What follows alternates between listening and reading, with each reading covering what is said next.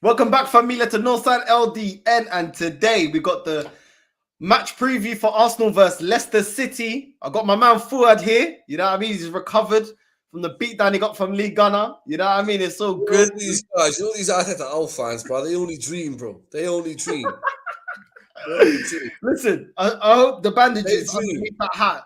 Is it recovered yet? That man. You know what is? I schooled all the Arteta out, and when I beat up them, and when I schooled the big boss, it was like the end of the day, innit, bro? Like I said, I threw questions. The man went with the wind. I can't. You know what? I'll get done. I might get done for the assault or bullying the guy. You know what I'm saying? So, no side, Brad. He's in the pit now. You're in the pit. All you Arteta out fans are in the pit because of me. That's right. Mufasa.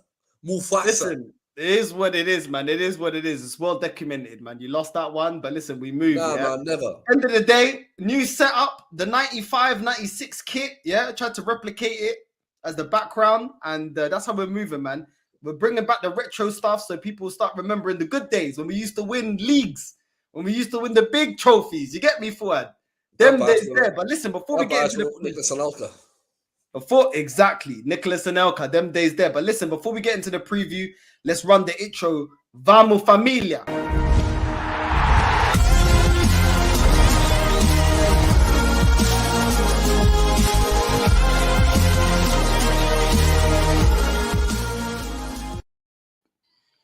How's everyone doing? Fuad, what are you telling me, bro? You good, yeah? Bro, I'm good, man. How you doing, bro? I'm calm, man. I'm calm. We got Leicester this Sunday. How you feeling about it?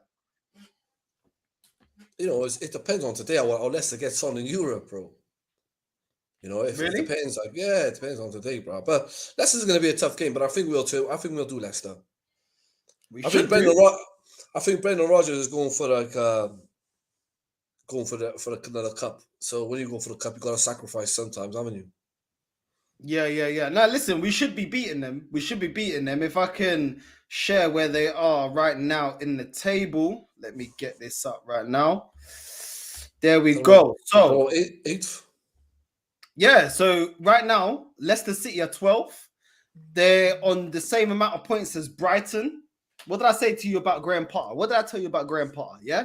And my guy, they ain't even spent a fraction of what Leicester City has spent on their team. Aston Villa, another team, since they've gained promotion. Yeah, people, look what he said about Graham Potter. I want all the Arteta old fans. Look, L. Yeah, but he's playing with Welbeck and Mopai. I don't give a damn, bro. Man. The amount of money that they spend, yeah. But I'm saying to you, when's the last time your savers overachieved? How about that? Yeah, that's what I'm saying. Yeah, you don't want to talk about that one, do you? No, you don't understand. Going to Arsenal, you want to handle the pressure. You can't handle the pressure of Brighton. Never mind Arsenal, bro. Can't handle the pressure. He got us into no European trophies. My manager's on the way to getting top 4. Shut your gums, man. Let me get on with my segue. Anyway, get on with your segment, bro. You're always waffling, bro. Always talking like Leicester right now, this is a season to forget for them.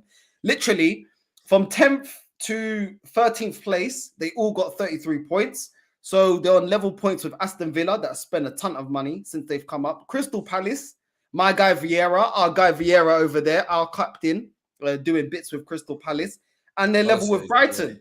And this is appalling. I mean, Brendan Rodgers, he's always touted as a big manager. See, Vieira, I'll give him credit because, bro, he was favoured to take him down, bro.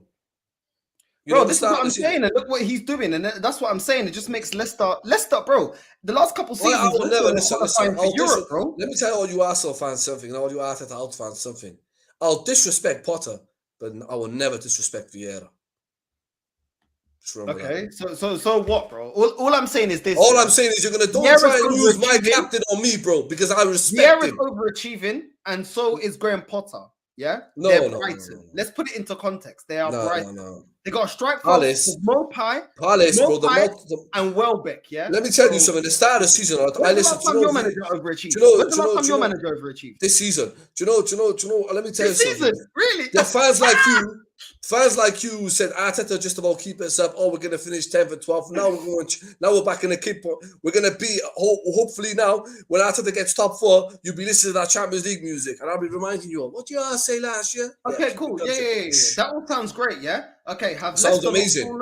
Have Leicester that finished above us last season not fallen off? Have But Tottenham that's not my not fallen business. off? That's Have none of my Man business. United not None of fallen my off? business. Okay, None of my so put business. some context into None the of my fact that you're business. waffling right now. None of my because business, this is bro. I ain't put absolutely no context into it because it's none of my business. I'm an Arsenal fan. I only can say what Arsenal does. Oh, it's under your business now. Oh, okay, None of all my right. business. That's All right, right. cool. All right. But let's put some context behind what we're saying. Listen, if they win, if they manage to beat us, I mean, they can jump up to 9th place. You know what I mean? So that's what it means for them. But You know, I think, assuring. but I think because they're, you know what? Because they're doing good in the European competitions, bro, and they have got a chance of winning it, bro. Mm. You know. I think Borussia Dortmund's out, isn't it? They're out. You know, it's only Barcelona left. Barcelona and Leicester, West Ham. Is Inter Milan still in it? No, they're in the Champions League, innit? AC Milan still in it? AC Milan, are they still in it? Yeah, I think so. So that's what I'm saying. So they have got a good chance. Like on a one-off game, you think AC Milan and Leicester, anything can happen. Listen, all I'm saying is they need the points in it so they can ensure their safety. Do you know what I mean? They don't get dragged down later on in the season to a relegation fight. Us, we're in 4th place right now, 1 point ahead of Man United, which is mad because they've been having a shocking season, and yet they're only a point behind us. When you put it into that context, it's not that great. Yeah, but at the same time, we're on 48 points. Chelsea are on 53 points. If we win, if we beat Leicester, which we should do, we could be only 2 points behind Chelsea. Plus, we have games in hand. So this is how quickly things can turn around. We're not going to catch Liverpool, but we could potentially catch Chelsea. And later on in the video, we will get into everything that's going on with Chelsea. But with this turmoil and everything that's going on with Chelsea, that can also work in our favour. And with Leicester, see, another thing with Leicester is they do miss Jamie Vardy. It's mad, isn't it? You know, I know people say but they do miss Vardy. He is Mr. Leicester, isn't he, bro? Like, the guy's quality, man. I rate him, bro. For a man who comes from a factory to play for Leicester and win the title, bro, you've got to give this man some credit, bro. Yeah. No, 100%. Yeah, I rate Vardy, bro. No, 100%. But at the same time, it's like, bro, look how old he is. I swear he's like 33 or something. Like, my guy's been doing it in the Premier League for how long?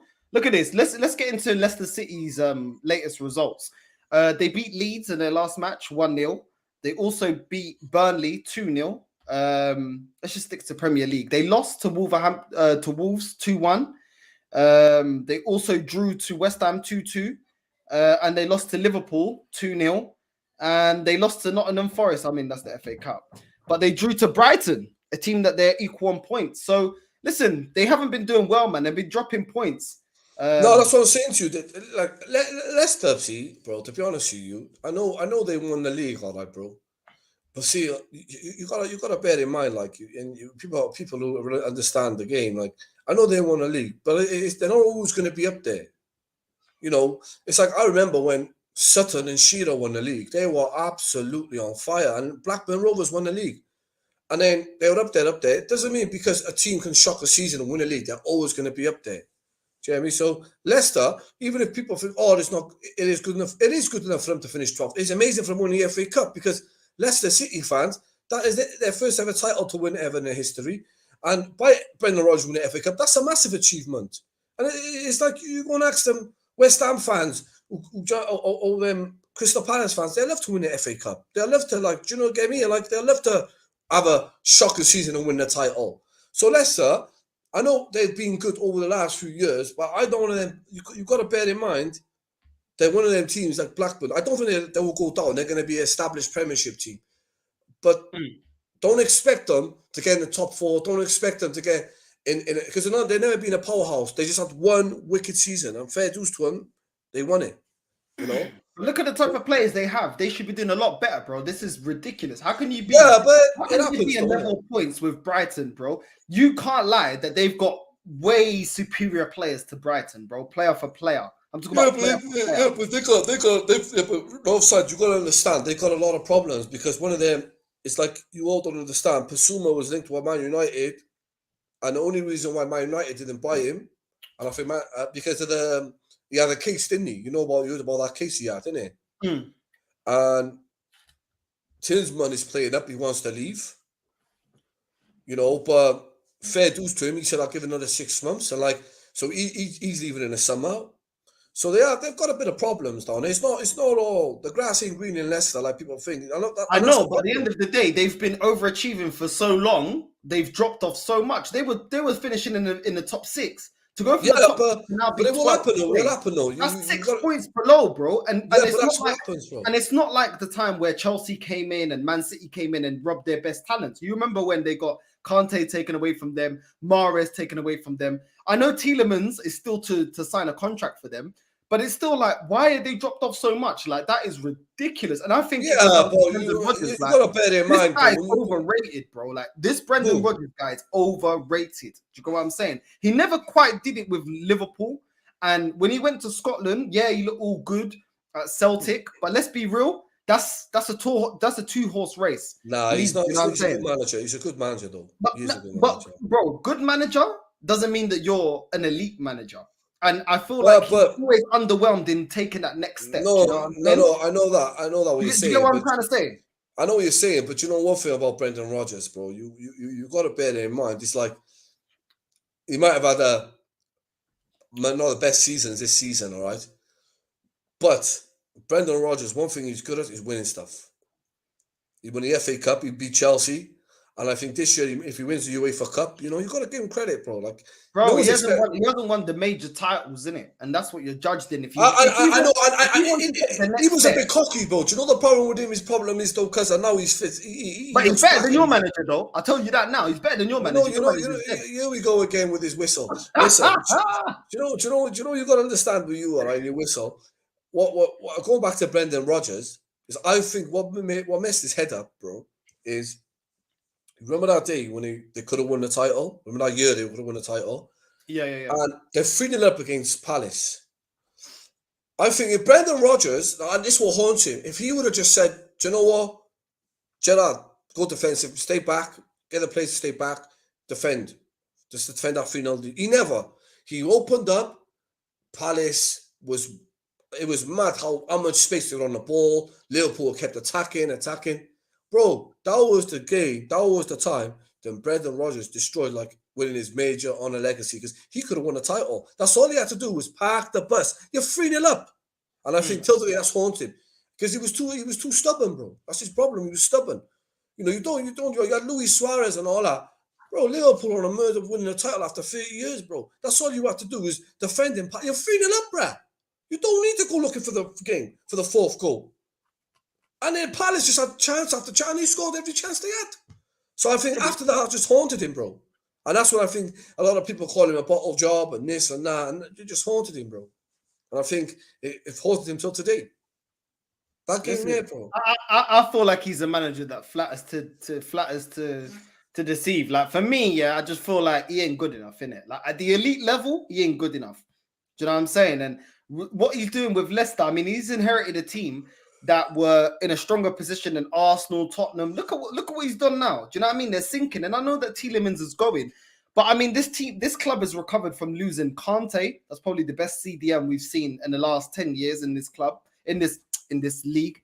Do you know what I mean? Mahrez, we already know what Mahrez is. Do you know what I'm saying? So it's like, bro, losing Tielemans is not the be or end all. Do you know what I mean? Let's losing Mahrez. Let's take a look at their stats.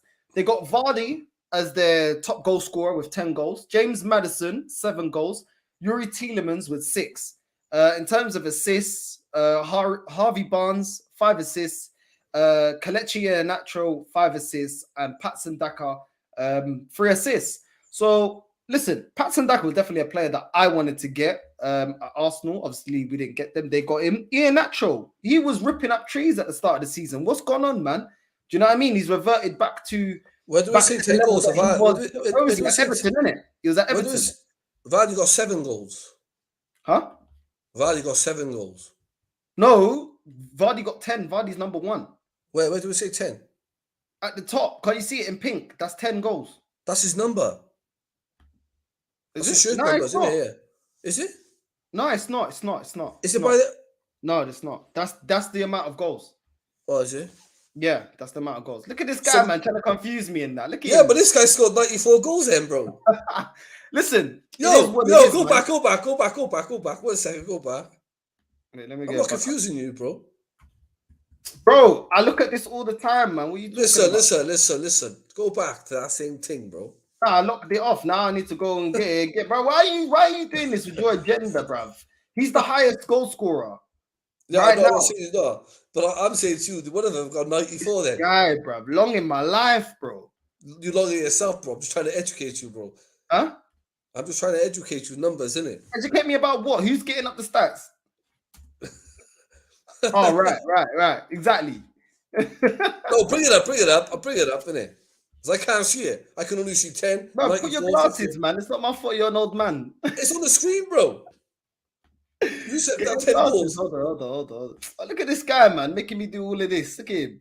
Bro, what you do, No. cuz you bring crap up and you want to throw yourself back down. There we go. This is it. Look, that's number 10, isn't Yeah, it? the pink number at the top next to the name of the player is the highest stat in that for whatever category it is. Well, I can't see it, bro. Or passes. I can only see he got 1,422 goals, bruh. No, that's passes. Bro, can you not read? Bro, I can't keep doing this. Listen, we're gonna move, bro. You're in the mud just like your manager, bro. Real talk, bro. No, I just say it, bro. I thought that was his number. I couldn't see nothing else. I can't see nothing else. On my side, you can't see nothing, but I don't know about north side, but on west side, you can't see nothing. Listen, we should be beating them. And if we don't, trust me, I'm coming for your head because there is no excuses. You've said it here on the channel. If he doesn't get top 4, he has to be fired with immediate effect. Listen. And with what's going on with Chelsea, we might as well go get Tuchel because he's better than your manager. Do you know what, bro? Do you know what? To be honest with you, because in a way, I don't. I don't. What do you mean? care about Chelsea. I don't. That's what you're like. You best. I do. I don't. I will. I might. I do. Come on, bro. I don't want to hear it, bro. Just stick to your guns. Arteta ain't going anywhere. Just like me. So accept it, bro. What's it gonna do? Now listen, we need more standards than that. Smash the like button on your way in and subscribe if you are new. Craig, love for the plug. Love, listen, people, exactly. Subscribe if you're new. Subscribe to our. That's it, man. Subscribe. He's right. Subscribe to our channel. Show people support, man. Yeah, exactly. And you know, this is therapy. You know what I mean? This is therapy. This is classes in session. If you have the same mindset as Fuad, we're here to educate you. What it is, all right. I'm a psychiatrist, so no problem. I do it free of charge because my mum's half Portuguese. This guy, man. This guy. Listen, bro. We there's no excuses, bro. There's no excuses. We have to beat them. It's only you finding excuses, bro. I tell you now, my team's gonna get top 4, bro. I ain't finding no excuses. What do you mean you ain't found no excuses? How many times you've been on here, been blaming Newcastle because they got Arab money, blaming Chelsea, because they got too much money. Now they're looking like they've been sanctioned and seized. You know what I'm saying? Making all these excuses. Let me say something. You know what? I was speaking to brother Bobby earlier on, all right? And like I said to Bobby, if Tuchel's going to go anywhere, it's going to go Newcastle because they wanted him before. He was that close from signing for Newcastle. But Newcastle are still years away from competing in the league. Why is he going to go there?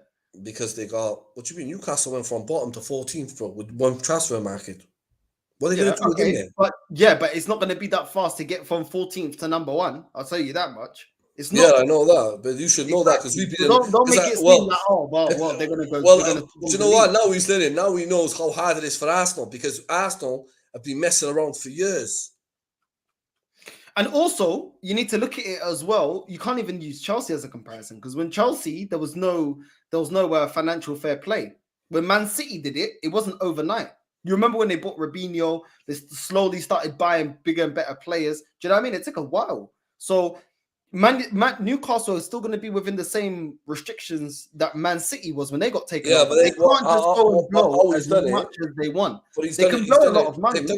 They've done the same strategy. They've done in the same way as Man City, bro. What they've done is they put 2 million for each transfer, 200 million for each transfer market. They've plotted a plan. The money's they're going to show the income and how it's going to come in and all that. So Newcastle got 200 mil to spend again in the summer. So if Tuchel gets 200 mil, people even saying Conte will go there. You know, you never know, bro. I don't know, bro. Like I do think Chelsea though, they're gonna come up. I think Newcastle will come up. Obviously, you know it's about money. This league is about money. Whoever spends the most money more than likely wins the league or is up there and becomes one of the big clubs. So that's without saying. But I don't think it's going to be as fast as people think. They still need another 2, 3, maybe even 4 years before they get to the same pinnacle. Because you need to put it like this, Fuad, yeah? Man City's still going to spend, yeah? Chelsea, we don't know what's going on with them. Man United will still spend. Do you know what I'm saying? So there are other clubs that spend money. We spend money, but we spend money. Right, that's right. We're going to spend money. We're going to spend big this season. Okay, yeah, exactly. So it's not like they're going to spend and we're going to stand still. Do you know what I mean? Everyone's going to try and improve. So you need to take that into account. But the only I big think team that doesn't really spend that big is Liverpool. They kind of have to sail. But they have spent to buy big. Liverpool though this season. They spent nearly 80 million. They spend, but they still spend less than Arsenal. And we're in the top 3, but I don't think. But continue. But you know what, Liverpool? When I got to give Brendan Rodgers though, when his due, when he actually bought, he found a lot of assets, didn't he, for Liverpool? Think of it. Yeah. Okay. So what? So when they come in, ultimately it's like whatever. Yeah. But when you're going about Liverpool don't spend, but they don't, because the year they won the league, they spent 90 million on a keeper and 70 million on Van Dijk. But that was like 135 million after the money they had with Coutinho. So they do spend. It's just they spend, but they had the best assets, bro. Year in, year out for the league. But for them, to be honest with you, for them owners, like now you're gonna see like in the summer they didn't spend much money. They bought Kanate, and they bought someone in January. But when Liverpool were actually buying players, they were going from the assets that Brendan Rodgers had in the reserves, Coutinho. And like when them assets went out and they spent that money, like 70 million on Van Dijk, 35 million on Salah, 35 million on Mane. Brilliant signings, amazing, world-class signings. And the keeper was 80 million. And now they've bought Kanate for like 40 million. And they bought this guy for 57 or 47 million, I think. So they have spent, but they just spent right, bro. But where Liverpool is, their downfall when it comes to Man City. Man City don't go out and spend for the sake of spending. Since Guardiola's been there, he's actually structured it. Like he buys the players who's going to help him for next season and the season after that. Same with like when he bought Grealish. Now you can see why he bought Grealish. You see now in the second half of the season why he bought Grealish, because now what he did to Man United the other day, a lot of people don't want to play Man City. Listen, I don't care about them. What about your club? Because I'm seeing. My club is under the influence. My manager has been an influence in the Pep Guardiola. Do you understand? One of the greatest managers ever. So why can't he get us playing week in, week out? Like Pep Guardiola? He's doing it now, bro. Can you? No, he's not doing it week in, week out. No, he's not. Because Arsenal, no one's complaining about the football no more. Only Northside. Come on, Northside. No, only you, because you look at one match and then you get a bold about it. I don't. I look at the whole. I look at the whole season. And the whole season is. Look, you gotta look. All right. Let me educate you like I normally do, because you don't need to educate me. What I'm asking you is this: I asked you a question. How about that? I told you, look, we're being linked to Darwin Núñez in the Portuguese Primeira Liga. He's got 21 appearances, 20 goals. Then we're also linked to Karim Adeyemi from RB Salzburg, one of the parent clubs of RB Leipzig. He's got really good stats. I can't remember it off by heart. I would be happy with those two. Now, are they coming? I don't know. We were linked to. How many times have we been linked to? According to people, no. But you know what? Honestly, I would actually be happy with that if we added Adeyemi, Ivan Toney, and Darwin Núñez. I think that's how you rebuild a strike force. I like all three of them. I would actually be happy with that strike force. I feel. Do you know what, bro? Naves though. I don't. That story haven't gone away. I think Naves is some truth in it, man. Naves? Yeah, from Wolves. Oh, listen, I don't know about that one. I think, even though it's like I was saying about it, it's like, like they're saying Arsenal are really, really interested in him, like really in for him. Like it's not like, and you know that, like. Is that your sources, Fuad, that's telling you that? Is that your sources? No, it hasn't gone away, bro. Yeah? Because every time I say something, he always acts like I don't know, I'm the sun, I'm the mirror or something. But when you say something, it's always facts. You know what I'm saying? Because I listen, you gotta understand, all right. My facts, all right. My facts, comes from the AFC Bell. And this man told the whole world, he told Sky Sports, he told all you Arsenal fans about Partey being signed on deadline day. The guy said it on the 1st of August. That's your source, yeah? Okay, I'm gonna Yeah. keep my eye on him, yeah? And Yeah, let's see bro, this how guy good don't your lie, bro. source Do is. you know this guy, when he said about, that's what I'm saying, when do you know when you about the Juventus Juventus player, when I look at the AFC Bell and in the Arab writing and I don't see nothing about a thing, when I read about Thomas Partey, it happened. He said Arsenal are going to sign Ramsdale. It's happened. Arsenal are going to sign Tommy Asu. It happened. Arsenal are definitely signing Ben White. It happens. I read these things every time this man, even with Kieran Tierney, it happened. Even with Nicholas Pepe. All I'm saying is this. Well, that's yeah? my source, we need a major So- we need a major rebuild because Nketiah ain't good enough, Lacazette ain't good enough, yeah. And it looks like they don't want to stay. They ain't signing new contracts. And good Nketiah, riddance, all right. because at the end of the day, Nketiah's not good enough, Nketiah, and Lacazette's Nketiah, not good enough. Nketiah's quality All I'm makes saying him is this, for yeah. Arsenal. If we go for Ivan Toney and we get Darwin Núñez and we get Adeyemi, I would be happy with that. Are we going to do that? I don't think so. Adeyemi is also being looked at PSG. He's also being looked by Liverpool. And why would he come here? Because at the end of the day, all we can offer them is wages. Well, so can Liverpool. Well, so can PSG. We can't offer them, you can't offer him Champions League football at the moment as it stands because we haven't qualified yet.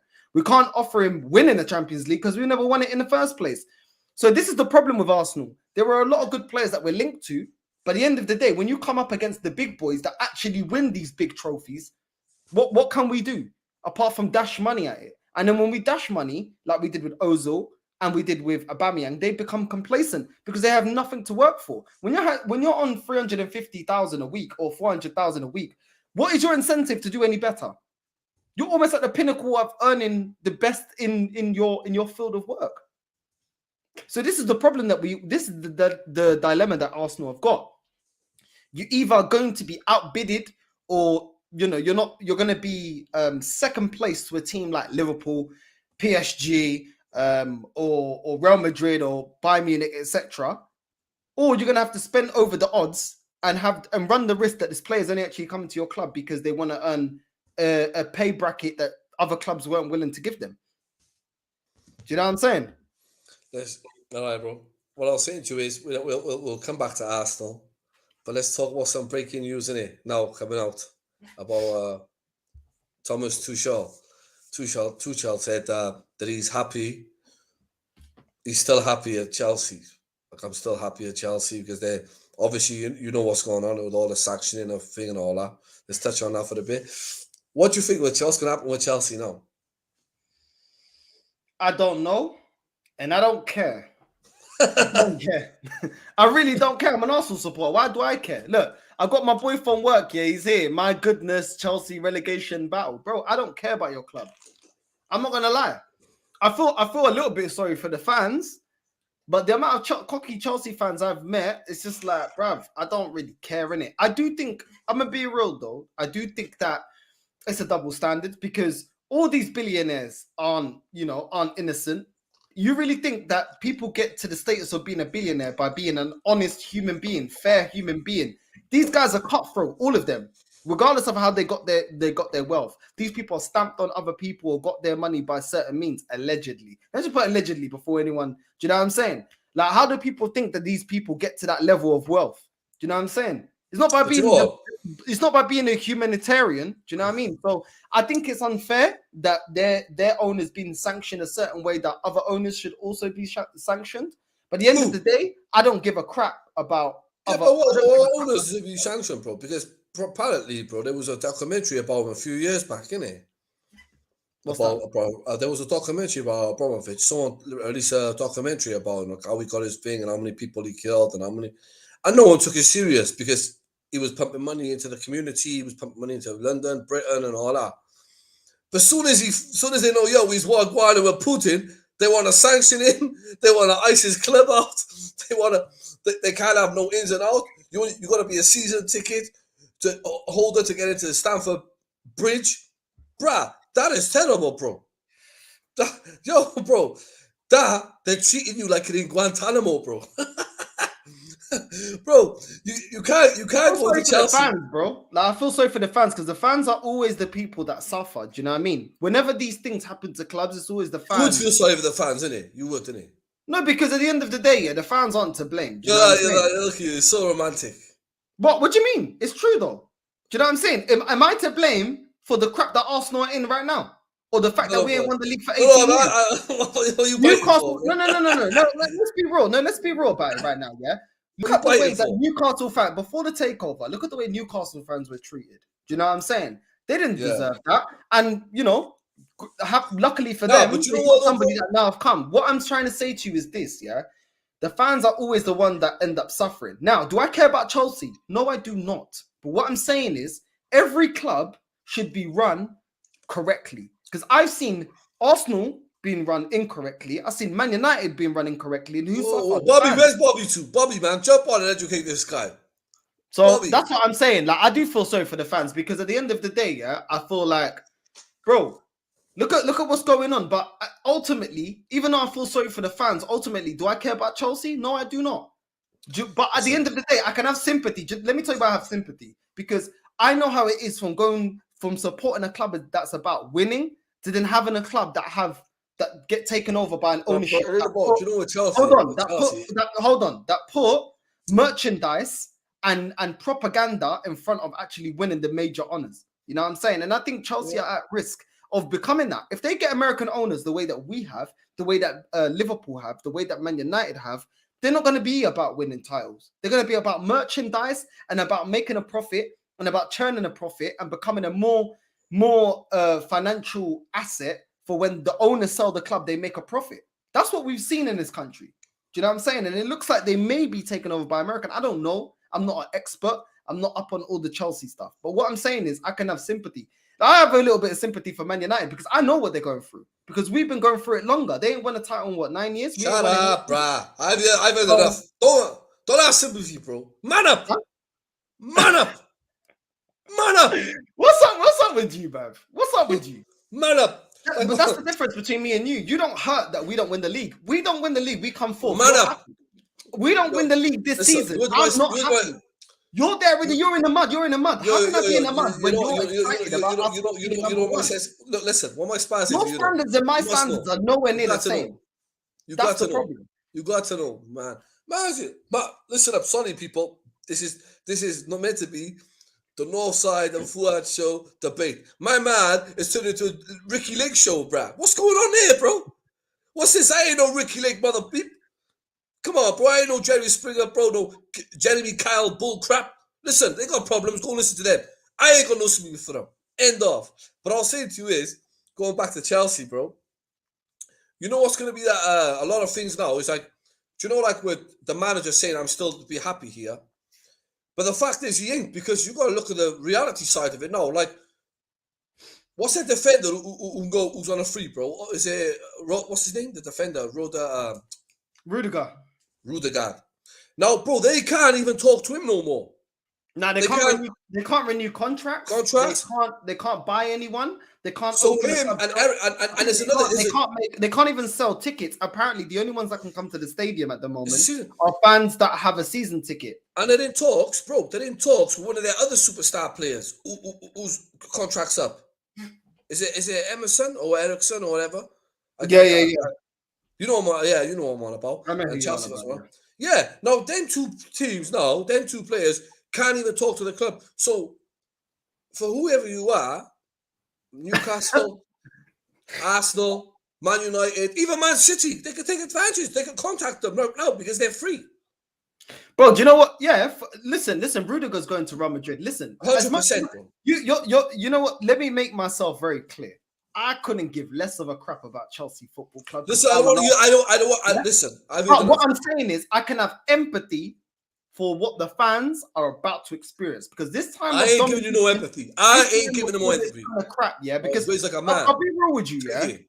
Every club should be run the best of their means, and we've seen that Man United and Arsenal, yeah, two clubs that at the start of the Premier League were dominating football.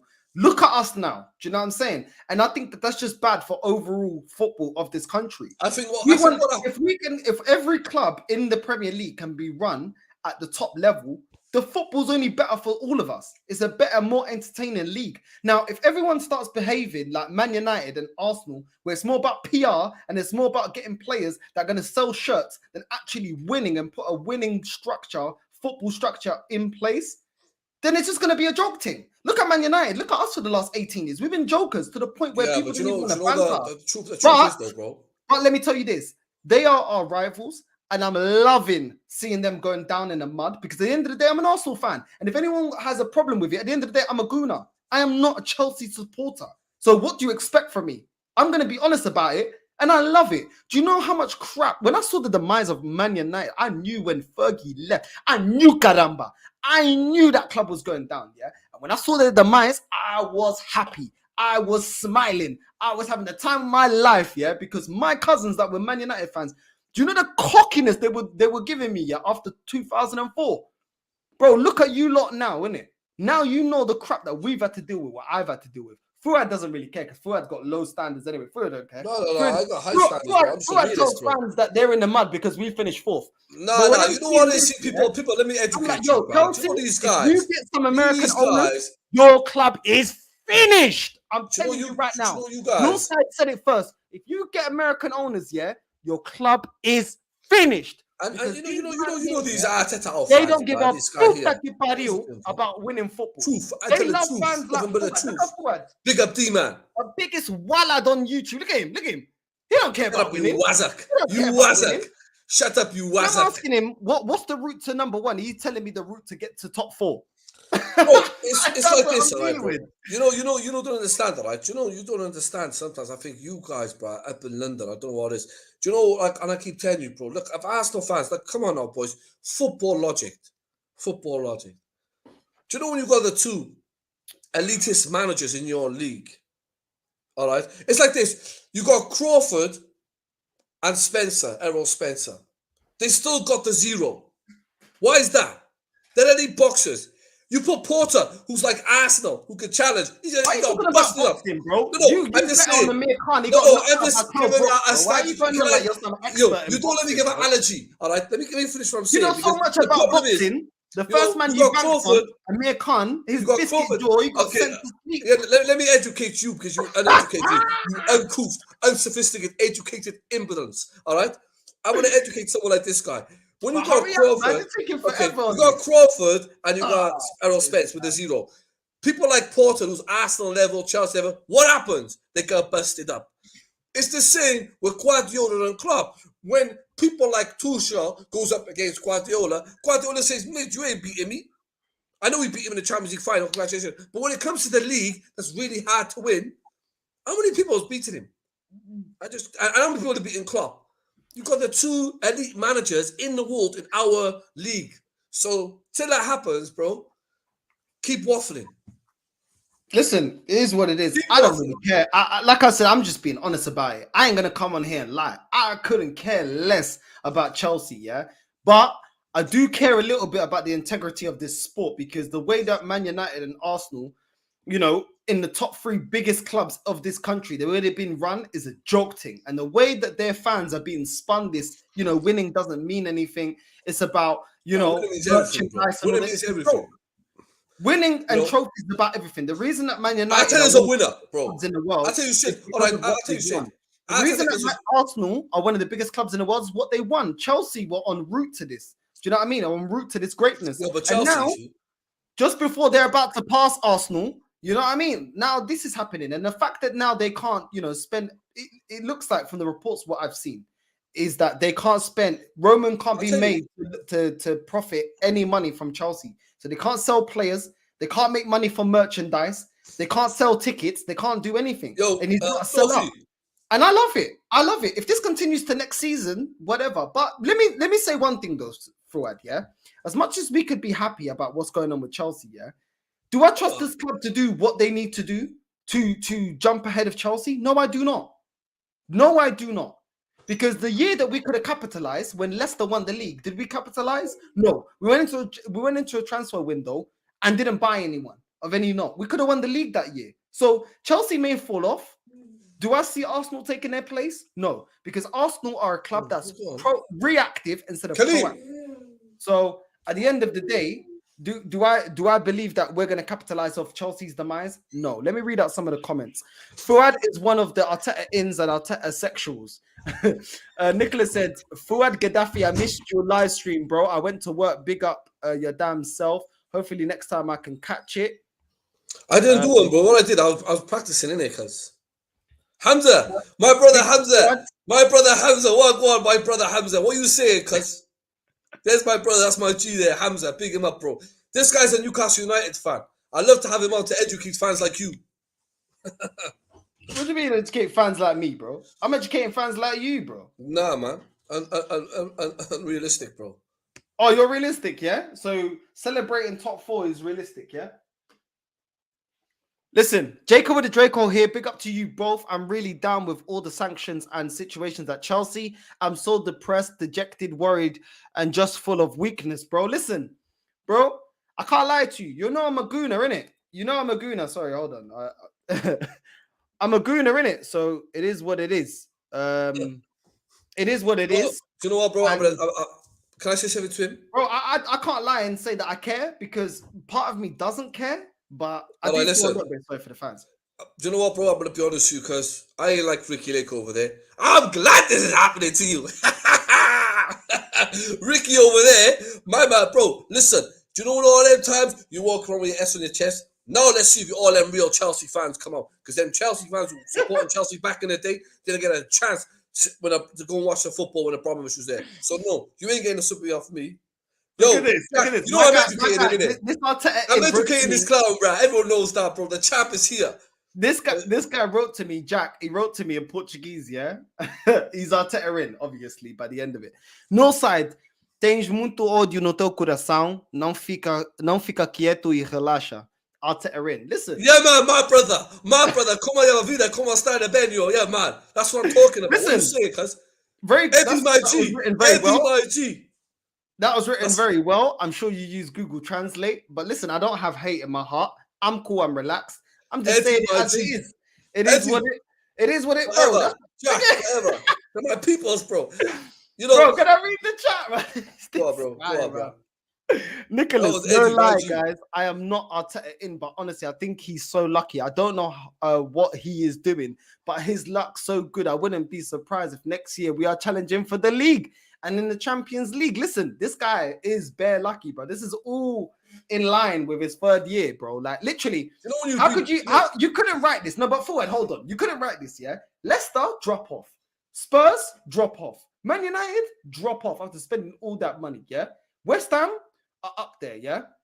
Okay, cool. But now Chelsea, that are in 3rd place, are now flipping. They're in the shambles, bro. Look at what's going on with them. Do you know what I'm saying? It's literally a joke, bro. Like, it's literally falling in place for him. Bobby, how you doing, mate? I'm good, brother. How are you guys? Brother Bobby, what's happening, bro? I'm very well, guys. What we on with now? Are you on the predictions? Chelsea. Ooh, Chelsea. Tuchel then for Arsenal? Get him in. Yeah, why not? Why not? Proven winner. What do you think? That's what I'm saying. I don't know. Fuad, what are you saying? Get your mistress out, and we can get a real winner in. Keep Arteta in, bro. All day, every day, bro. You still believe that though? Yeah, man, keep him in, bro. Why get rid of him now? Why? Because why? It's his work, it's his effort. If he gets to the Champions League, it's all Arteta. No, but I said this to this is what I said Northside to Fuad before. I go, look at this year, right? Who have we got above us? Take Chelsea out of the equation. We've got Man United. Who are they targeting this year? They're saying Haaland and Kane. But they're not getting United. No, but I'm saying that's who they're targeting. Who do Liverpool target this summer? Mbappe. Can I ask you a question, Bobby? Kane. Who are we targeting? Bobby, do you know what? And I think Ivan Toney. Yeah, but that's the problem. You don't understand. When you got I think Northside agree with me on this, even Northside. When you got them players coming out already saying Real Madrid an infamy, and the agents already said Real Madrid wants you, and you got the players coming out, it's my dream to play for Real Madrid. You already know where they're going, bro. If Chelsea went for him right now, Man City went in for Mbappe right now, even if Bayern Munich went in for him, if he's saying to you, my dream is to play in the Bernabeu going Real Madrid, they're the biggest team in the world, bro. They've got 13 Champions Leagues, bro. Why do you think he's going to go, oh, you know, I might go Chelsea. They go, oh, I might go Liverpool, but I might go... Bro, when Real Madrid comes knocking the door, bro, it happens, bro. But they're not the same team anymore. They're not the same team anymore. But they're still Real Madrid, bro. They got 13 Champions Leagues, bro. They're still Real Madrid, innit? They're going to win the league this year. Ancelotti is smashing it out for them. You seen last night with Karim Benzema. You see, what? Come on. It's reality, bro. But do you know what you just said there, though, Fuad? We've never been the Champions League team. You turned around there and you said, look, this team has history. They have class. They're legendaries. We were that once. Well, we were the Invincibles a long time ago. We're the Invincibles. Yeah, we got a history. But and then what did we do? We had Wenger, right? And then after that, what did we have? We had Emery, who could have built it up. But I'm saying, and then you said, look, they've got Ancelotti. We've never had Ancelotti. Arsenal, reality is, all right. We haven't, but that's the reality. You've got to build. Right, okay, Northside's younger than Northside is younger. This is mostly loyal fans, all right. When Arsenal won the title in 98. All right, they should have won in 99. But you know what let us down? What did Arsenal go and do? We went and sold Nicolas Anelka to Real Madrid. I agree. Why? Because he just won the title with us, but as soon as that team comes knocking on the door, ma'asalama, bro. Yeah. David Beckham was a prime example. You know, it happens, bro. So I know Mbappe and them two are going to end up in Real Madrid. I know it sounds horrible, but it doesn't matter how good the team is. We've seen ourselves. When I lost Anelka, it was heartbreaking, bro. You see them goals he scored that season? The thing. Okay, so when you're talking about Chelsea this year, right? If we look at the players they've got out of contract, both of those out of contract players get into our first team. Aspilicueta gets into our first team. Rudiger gets into our first team. Rudiger 100%. Rudiger 100%. Maybe, but no, Arteta. No, I don't think. Yeah, of course he does. He's been done up. He's done out. You know, he's lost his pace. He's still an improvement on who would you compare him to? I would have dropped Tommy Asu to him. Tommy Asu's obviously been injury prone, but some of the games he's played, Tommy Asu, he's been decent. He's been shaky. Aspilicueta is consistent. Yeah, but if I send you a clip, Tommy Acueta against Sterling. Gone, but Tommy Asu hold up. Listen, at the end of the day, I just look at it like this. I look at it like this, Bobby. Yeah, it's very simple. Just because they're going down doesn't mean that we're going up. Because when is this club ever been like at the end of the day, let me meet this guy. I'm talking. When at the end of the day, yeah, at the end of the day, when have we been proactive? And I brought up the example of when Leicester won the league. Yeah, that was a year that we could have been proactive. We wasn't. We were reactive the next season. We didn't go out and buy the players needed. We could have won the league that year. Do you know what I'm saying? And when we're talking about Nicolas Anelka, Arsenal have this reputation. And the reason I get annoyed was the whole reason we moved to the Emirates was to stop these types of things. What happened with Nicolas Anelka and all these types of things. But we've continued that trend. And when I've seen, do you know why I know? Yeah, we're not going to capitalize. I've seen Leicester finish above us. I've seen Spurs finish above us. I'm now seeing West Ham almost finished above us. Do you know what I'm saying? And all these clubs are getting better because we are being run like a joke thing. And the only reason Fuad wants to sit there and use this season as a measuring stick. But I have to tell him. I can see what's in front of me, bro. Hold on. I'll let you say your bit. Well, hold on. I have to make him take things into perspective, because when you look at it, we've had 3 teams that finished above us last season that have dropped off.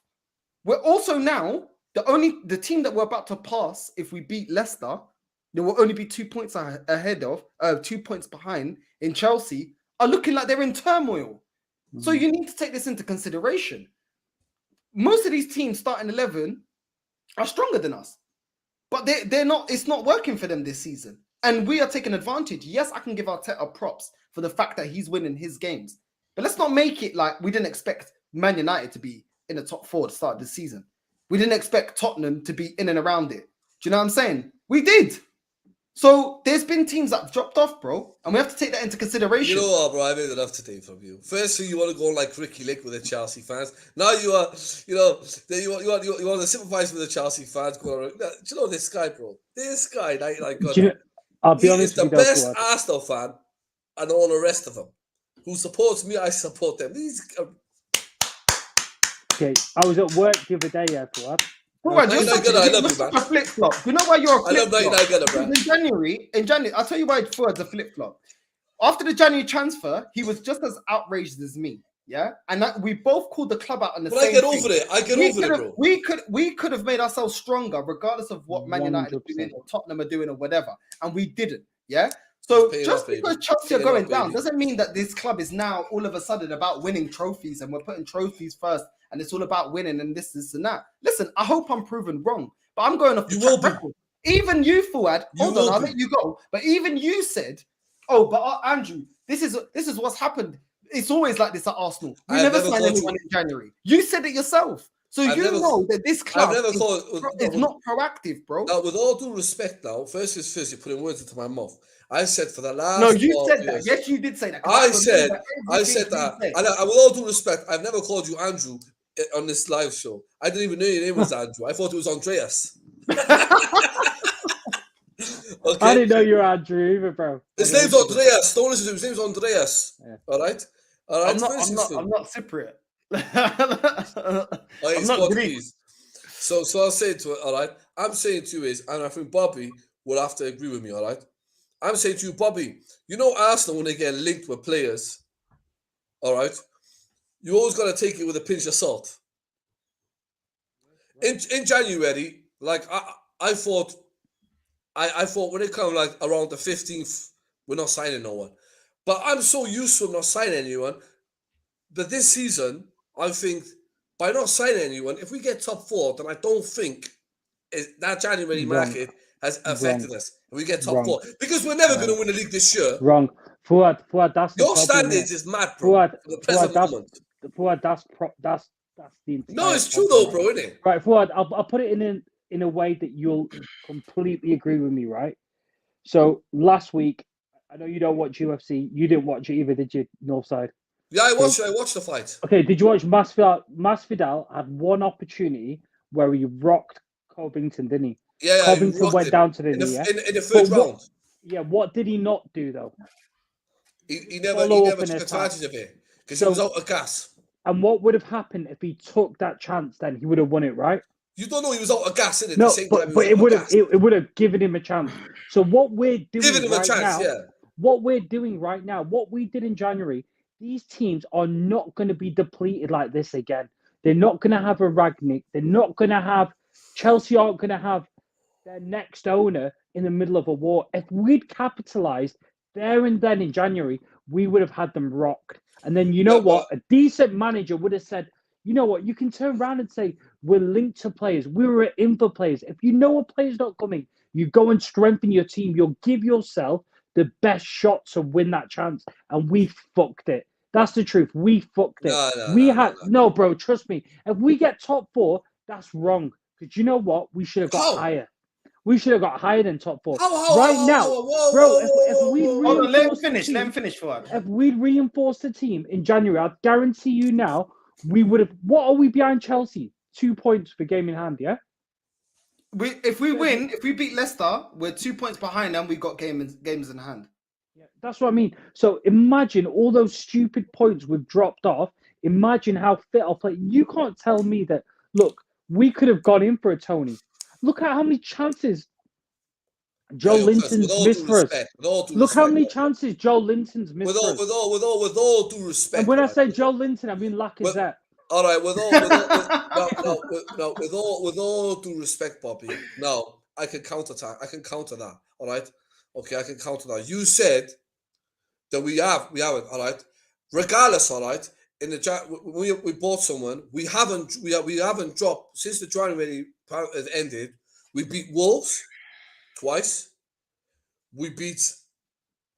What do we beat? And we've beaten Watford away. Okay, so we haven't dropped no points with there. No, but it doesn't matter though. But we haven't dropped no points since the transfer market's shut. So therefore, if we beat Leicester, that's another team we've beat without a transfer market. So with a player there or no player there, it's irrelevant because we're still winning. If we win every game now all the way up to Liverpool and we beat Liverpool, say we beat Liverpool on a Tuesday, and I know we figure it out. If we beat Liverpool, we're not beating Liverpool. But you're you're talking about, but we're still winning. But I think we'll beat Liverpool. I think we'll beat Liverpool. See, my ambition's high. See, when you're talking about starting from somewhere, I believe we'll beat Liverpool in the Emirates. Watford We will beat Liverpool. about to be relegated. So when we beat Liverpool, I think we'll beat Liverpool in the Emirates. Okay, I think we really will beat. I think we'll beat Liverpool in the Emirates. All right, nod your heads now. Take it down, everybody. I said it. I think we'll beat Liverpool in the Emirates. All right. I'm saying to you is, if we beat Leicester, then on our Wednesday we beat Liverpool in the Emirates. That transfer market to me is irrelevant. If we're winning games, that means it's irrelevant because with players there and without the players being there, we're still winning. You can't have that mentality. Liverpool, look how good they are, and Man City, and you know they're going to go to the. But you're only saying this because at the moment, as it stands, we're looking good, but we still got. But that's the problem. Top six. Yeah, our games in hand are against the big six. If we drop points, hold on. If we drop points, you're not going to be saying this. And me and Bobby are looking at it like we ain't picked points from the big six this season. So what's the chances that we're going to do it now? We've weakened our squad in January, and you've even admitted that we have. We let go of 6 players and replaced none. It's called momentum. So it's all good looking at it now and saying, "Oh, we look great."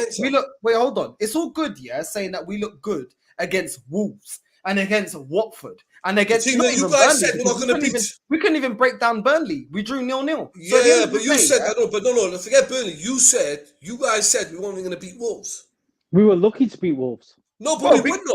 Let's put some context. Hold on, because you're trying to put this out of context. The first game against Wolves, into context. The first game against Wolves, who scored? Gabriel. Okay, cool. What attacking player was good on that day for Arsenal? It's a results game. Who was good? Answer the question. I asked you a direct question. Who looked good on that day when we beat them 1-0? They played as a team. They just defended. If you don't know, just tell me you don't know. The only player that played well was Martinelli. So going off of that performance, of course we're going to look at it and say, well, Gabriel scored. Say Martinelli will give a hard time. Martinelli was the only one in the counter-attack. He was by himself, isolated. Nobody else stepped up. Nobody else was doing anything that much apart from Martinelli. He was dragging us through that game. So of course, based on that, we're going to have an opinion. Points. What happens with Fuad is this, yeah? When me and Bobby and people like us talk about, we reference earlier in the season, Fuad goes, oh, it doesn't matter. We're winning now. Like, bro, it don't work like that.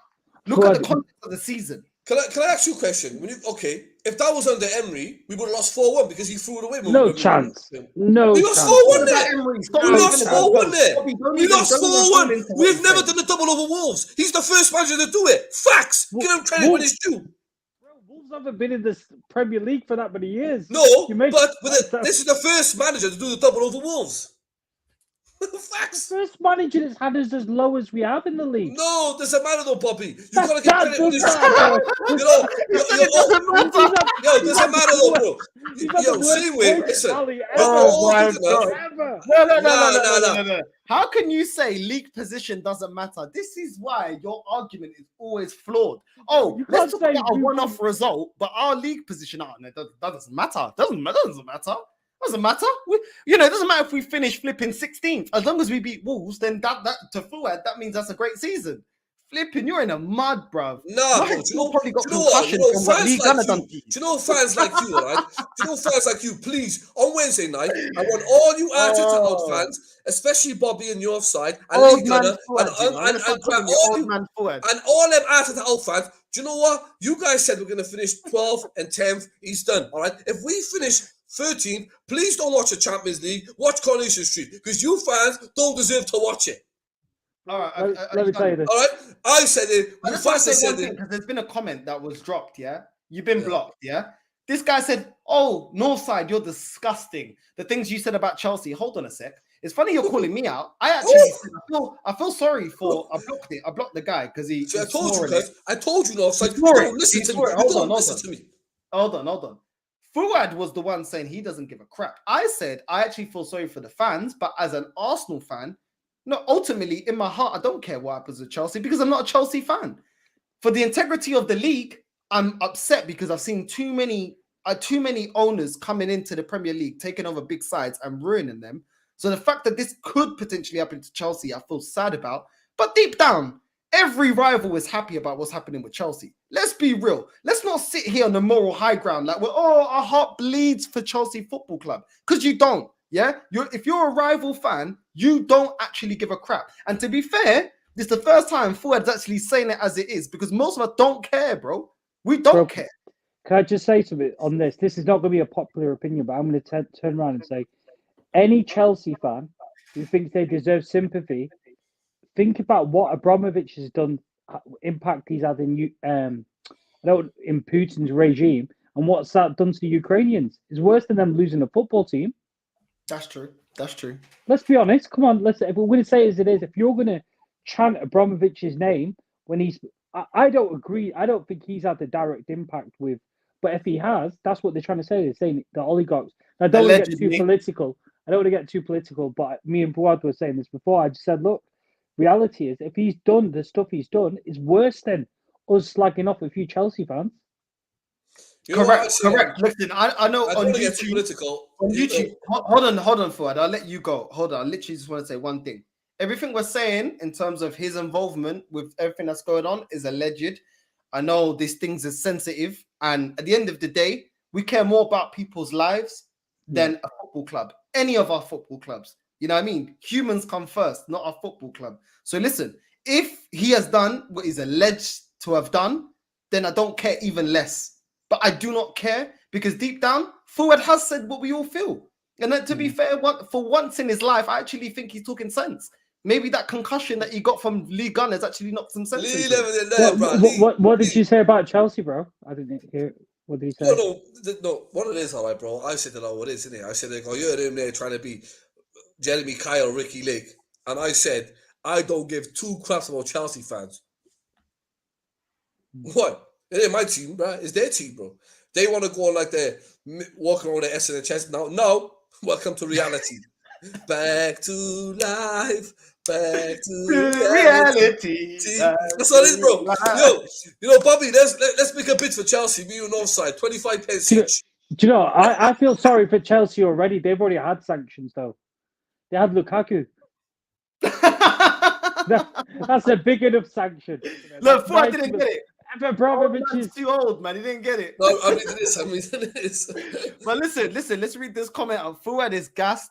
Arsenal in 4th place position at the end of the year is a smoke screen. Arsenal fans are moving like you don't need at least 4 or 5 signings to be anywhere near the top place. Listen, Avi, I completely agree with you. Great point. And this is exactly what me and Bobby are saying about Fuad. Fuad's getting so gassed about what's going on with Chelsea. Look at your own club, because we've been a shambles. But you know what? But I remember. See, the problem is with you. We've been such a shambles. We've let Tottenham get to a Champions League. That's how bad we've been. Football. I was watching a show with Northside and Lee Gunner on Tuesday with Eunice and Gundy, and them guys. That is brilliant. Yeah, brilliant. And you know Eunice and the other brother from America, Kundi, bro, they're trying to educate Lee Gunner and think, and they know. They're saying Arsenal being in the Champions League, we're in a better player position to bring players in, and you have these two. I don't know how your man's put out on them, but it's true. Once you get our top 4, you attract better players. No, and you know what? Put a survey out, and I guarantee you, 99% of people will agree with me. No. Do you know what the problem is, bro, with that argument? And I'll be honest with you, is just the biggest problem you don't see is Arteta.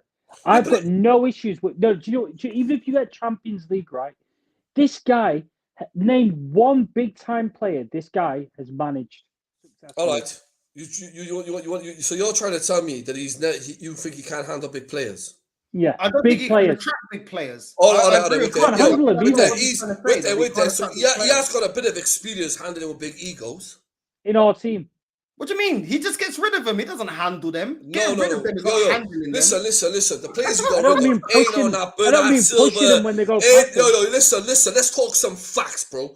Every player he's got rid of, they're not on that Bernard Silva's category. They're on that Raheem Sterling's category. They're on that all the Man City players he's been dealing with and he dealt with and he spoke to and all that. None of them players are on his category. So when you compare Gwen Doozy to Bernard Silva, who the blue is he? Arteta. My man's been there with the best manager ever, with the best players around in England. The best players in England. Who is All right, fisting it up let Bobby, to Rag Bobby to come reply. speak Let to him? Bobby, That's a let fact. Bobby reply. Go on, Bobby. Okay, he managed Aubameyang. He let him go, yeah? He managed Guendouzi, fell out with him. He managed Saliba. He couldn't even let him play, right? He had the opportunity to manage Martinez. He let him go. He managed Leno. Leno's finished now. I can go on and on and on. What did he do with Sterling? What did he do with who else? Every single one of those City players, he served them lunch. He was his assistant. He was a catering assistant. Nothing more, nothing less. That's it. He served them lunch. He worked in the canteen. That's it, bro. You know it. Look Nah, at bro. Fuad. He's He's throwing swearing. Look chips at and his pie. He was. Listen. He Do you know ordered what? chips and pie. Do you know what makes me laugh though? Do you know you Arsenal fans? Do you know what makes me laugh? All right. This is why we're YouTubers and he's a manager. This is why Pep Guardiola handpicked Arteta from Arsenal to be his number 2. Yeah, He didn't because he look for knew no he one would else. never overtake No, him. because he knew about football, bro. If you can Guardiola. handpick your opposition, you handpick your Bro. opposition and you know a Guardiola lot of is the skills. best. No, Listen, hold on. If you can handpick your opposition, you put in place opposition you know that is inferior to you. That's what he's done. And it's shown. He finished 8th in 2 seasons. And now it's not even solidified that he's going to get top 4. The fact of the And you matter is, already right, putting the party parades out, getting the champagne out, getting the party poppers out. No. The problem with you guys is you guys were the first fans when we're under Wenger. When you moan about 10-2s and 8-2s and 9-2s and 8 and all that, bro, 6-0s and 5-0s against Chelsea, they're the players who you all moan about that he's got rid of. I don't get you fans, bruh. It's gonna take. Look. When, like even it took Roy Keane, who's the most biased man. He said, I know, Jay and Redknapp, and all of them agreed. They said it took. Look at Arsenal. Oh, they did it. They took one big leap to get back in the Champions League.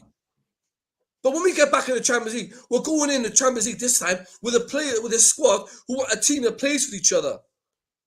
Who's established each other, who's got no each other, choice, who bro. goes over to the fans with the under Wenger. That Wenger used to force them players, must have forced them to come over. These players, they come over automatically and celebrate with the fans. Okay. That's what Arteta has brought something to Arsenal. He has brought unity. Celebrate what? Celebrate beating Wolves. If you can't, without Hold on, unity, no. Celebrate beating Wolves. You're talking, oh, they come over, they celebrate. Celebrate what? Beating Wolves that we won the Champions League. How about do it for the duration of the season and win us a Premier League? That's what it's about.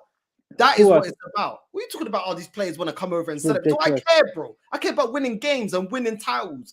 You're coming out with this irrelevant, oh, they come over to the fans and clap the fans. Bro, win the match, bro. Get us in the flipping title race. What are you talking about? Clap the fans. Bro, can I say something to you, Fuad, actually? Okay, so finished that last game up against Watford, yeah, and he goes, oh, Lacazette couldn't score, but he was so upset. But I told him he did this is Arteta's words. He goes, he did everything he could. He tried his best, and he cheered the fans on. Fuck me, I'd cheer the fans on for 100 grand a week. I'd play on the pitch and run around like an idiot. Nah, you guys. He was not a clinical finisher. He's a striker. Oh, ran around. We got another great comment here. We got another great comment here. Hold on. Because when I see this, yeah, I love it. Inject it in my veins. What's this? Ronald. I bet that's not even your real name, yeah? Why does this Northside boy? First of all, I ain't a boy, innit? I'm a man. You're probably still at your mum's yard, yeah? Paying rent for your room. I own my house. So first of all, wait, hold on, Fuad. Hold on, yeah? I got my own house, yeah? You probably live in your mum's room, innit? Do you know what I'm saying? In your mum's yard, paying rent. So first of all, I ain't a boy, innit? Second of all, care about winning the league. All my years of watching Arsenal, we don't win leagues. Come on, man. Stop allowing big Josh Gracie, Jacob with the Draco to talk crap. Listen, first of all, they got more common sense than you. Let me tell you something. Why'd you get a trophy for winning the league? Why'd you get medals for winning the league? Why'd you get trophies when you win a European Cup? Why'd you get trophies when you win a 100-meter sprint? Why'd you get trophies when you win the Olympics? Why'd you get trophies when you win basketball? Why'd you win a trophy when you win tennis? Because sport is about winning, you idiot. And I can't believe I have to explain this to people. It is about winning. If you just care about entertainment, go cinema, go ice skating, take your girl on a date. Maybe you ain't got a girlfriend, I don't know. At the end of the day, yeah, it's about winning. The reason that you even support these clubs is because they're huge clubs. You know why they're huge clubs? You know why Man United is big? Arsenal are big? Do I have to explain it to you? It's because of how many trophies we have. Simple as that. So listen, if it hurts your feelings, Let me tell you something. I don't care. Go to a channel, yeah, that makes it seem like the end all and be all is about top 4. That go on like Fuad, that all they ever want to talk to me about is how we're going to get top 4. How about you explain to me how we're going to get to number 1? How we're going to win the league? How we're going to win Champions League, yeah? Because I tell you what, in my lifetime, Chelsea were not a nothing club, but they were a Carabao Cup winning side, FA Cup winning side. They've now surpassed us and won everything in football. I have Arsenal. So what are you talking about? So when you come in and disrespect people like Gracie, like Josh, like Draco, yeah? Do you know what I'm saying? These people got ambition. Maybe you should have some ambition as well in life. And maybe you'll get far. I don't know what you do in life. But for you to call out some of my guests, yeah, I'm going to call you out. What's your ambition? What are you doing with your life? I tell you what, I bet these people are doing more in their life than you. Gracie's like 16 years old. Look what she's doing. Have you got the balls? Have you got the balls, yeah, to put the camera on and come and give your opinion? So don't disrespect people. You can disagree with us, but don't tell people they're talking crap and all that. Yeah, have some more respect. Anyway, Bobby, what was you saying? I lost trade report.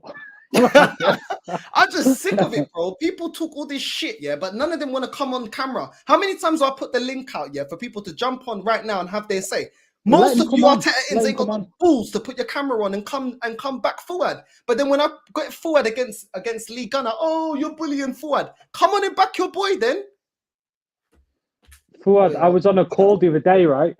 And big him up, actually. He owns a big wholesalers in Birmingham. I was on a call with him, never spoken to him. I was speaking to him, and he goes, oh, he gave me an analogy about Arsene Wenger, and he started talking about Arsene Wenger. He goes, are you an Arsenal fan? I went, yeah. And he goes, what do you think of Arteta? He asked me this. And I went, what the fuck? I went, is that Fuad? Fuad, next time I ring him, I'm going to give him this show link. He's in Arteta already to a Fuad army. I rang him and I was like, what the hell? And I was like, fuck me, I spent over an hour and 20 minutes arguing with this guy during the day. I was like, no. Bro, it's all the time, man. Like, I just get it literally. Yeah, but not so. Do you know what it is? I get because people... When you start your Fuad, you know this. I get criticized because I put Fuad on. Well, hold on. I swear I'm toxic and I'm negative. Then why do I put somebody that promotes Arteta in on the channel all the time if I'm so toxic? Then I get, you're sucking off Lee Gunner. Well, you're sucking off Arteta because you agree with his opinion. Listen. I agree with Lee Gunner. You know what it is? People, listen. Everyone's entitled to their opinion, all right? Yeah. But do it with respect.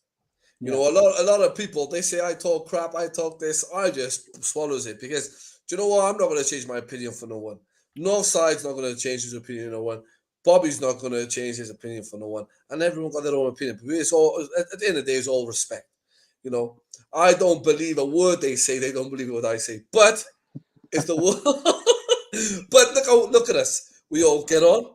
You know, I got the brother Ricky Lake there. I got the brother Jeremy Springer there. And you got Mufasa here.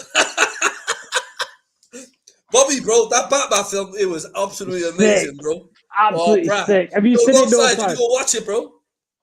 Huh? That Batman film, bro. You just go watch it, bro. It's sick, bro. That is the best Batman I've seen. I ain't got time. I'm trying to run this channel, trying to improve it. Like, you best it's improving, bro. It's improving. I'll tell you that. It's improving.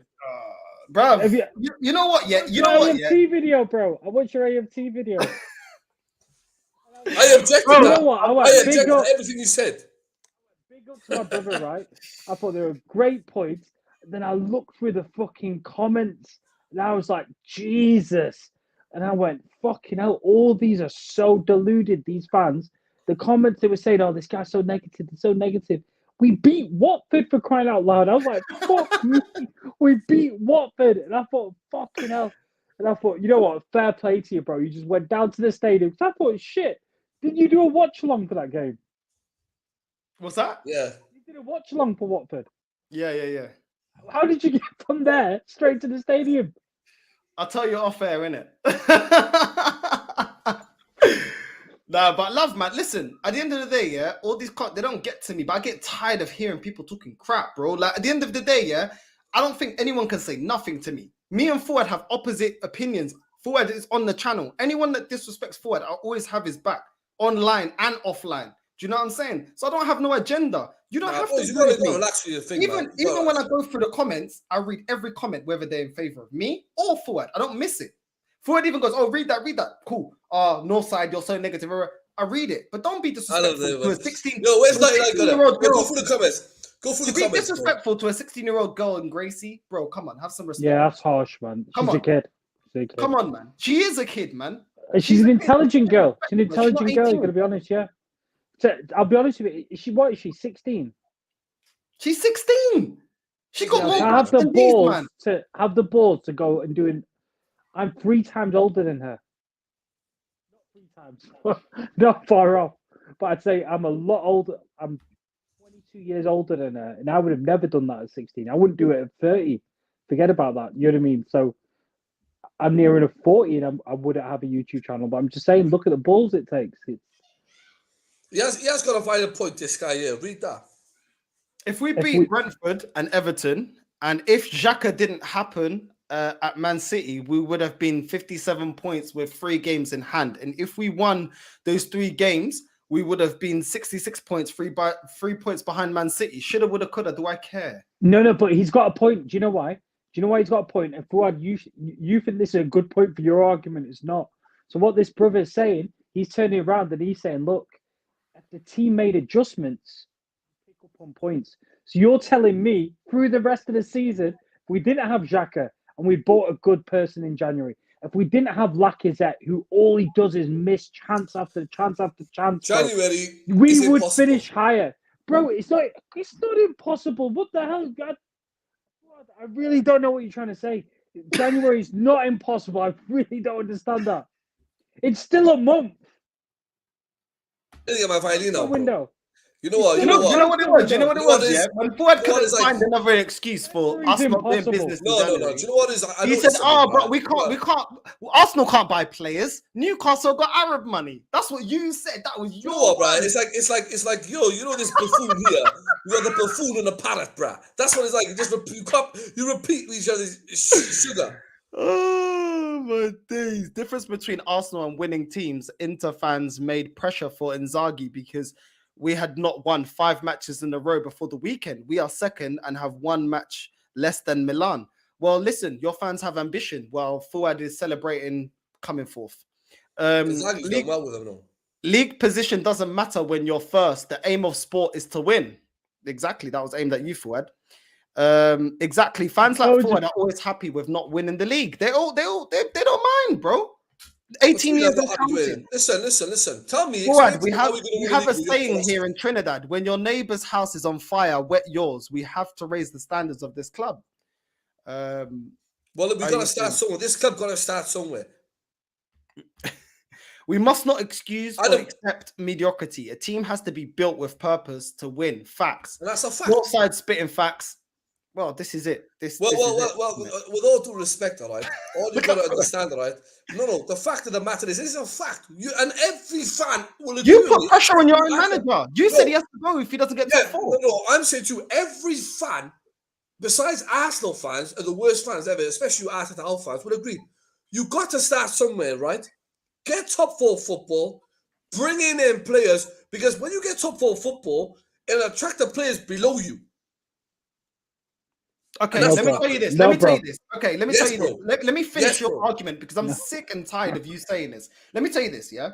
Okay, cool. So what level of players are we going to get in the Champions League? Because if we go for Martinez, why is he going to come to Arsenal? If they go in the Champions League, we're in the exact same position as them. Inter Milan ain't going to win the Champions League. Well, neither are Arsenal.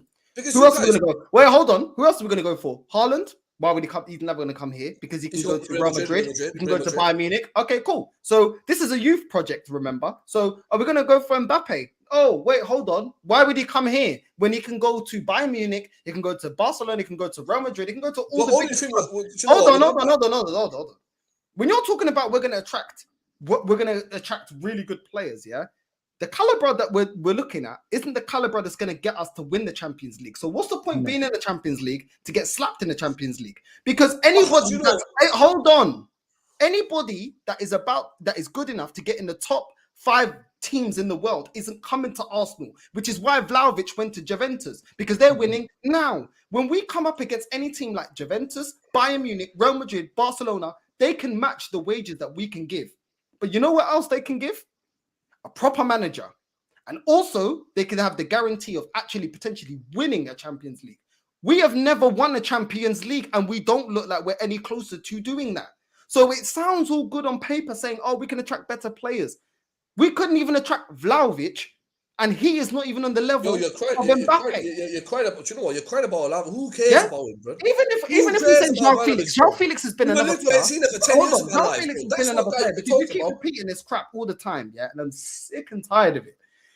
João Felix, another player, yeah. Why would he leave here? Because at the end of the day, he can win a European League at Atletico. If they drop into the Europa, they're winning it. We're not. We can't win it. We can't win it. We lost. Unai Emery beat us in the Europa League with a team that's weaker. They didn't need $250 million and more signings and more of his players like this manager needs with you. So what level of players are we going? Because we're going through a youth project, yeah.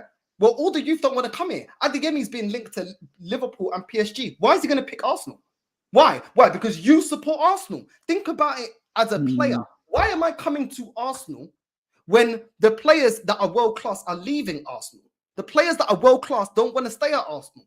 So explain to me, who are we getting that play? You know what? I have never heard a man waffle so much negativity in my entire life. Listen up, life. This is what. Please explain to me.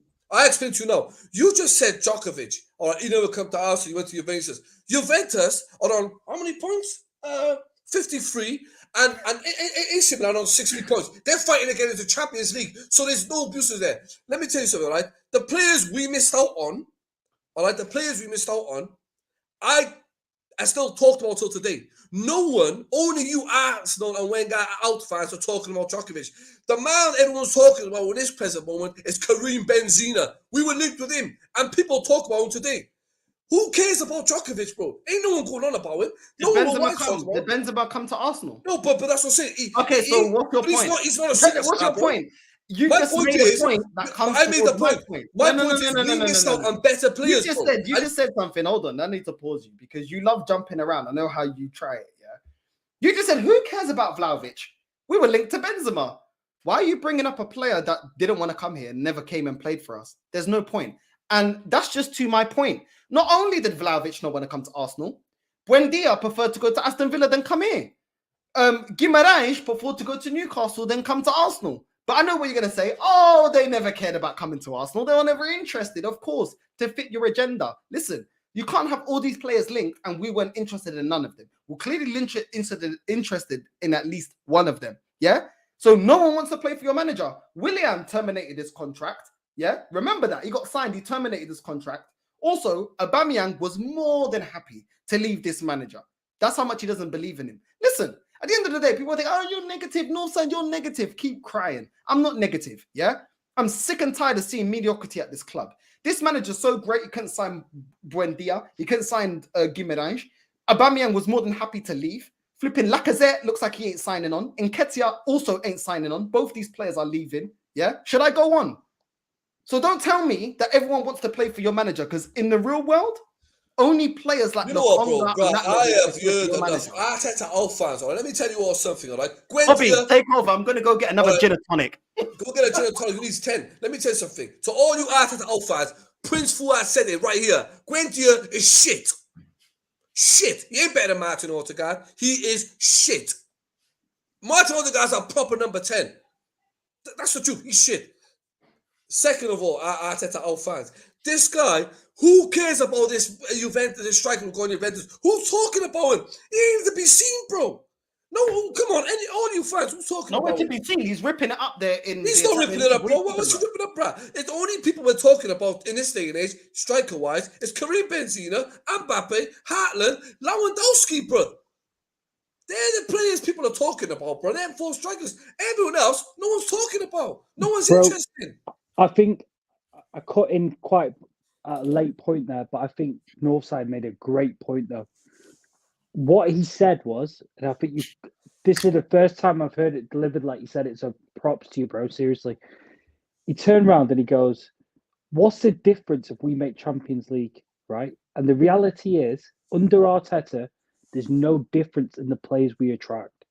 If I'll tell you this, if he got us top 4 this year, Arteta, and he leaves at the summer, like just before the season ends, we say, look, thanks a lot, bro. All the best, yeah?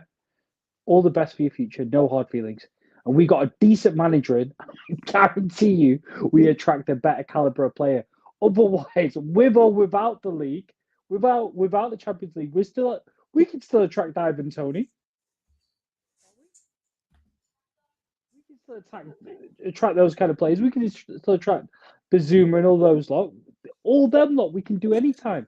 Yo, no, so I tell him I done it accidentally. Tell him I was fiddling it this morning.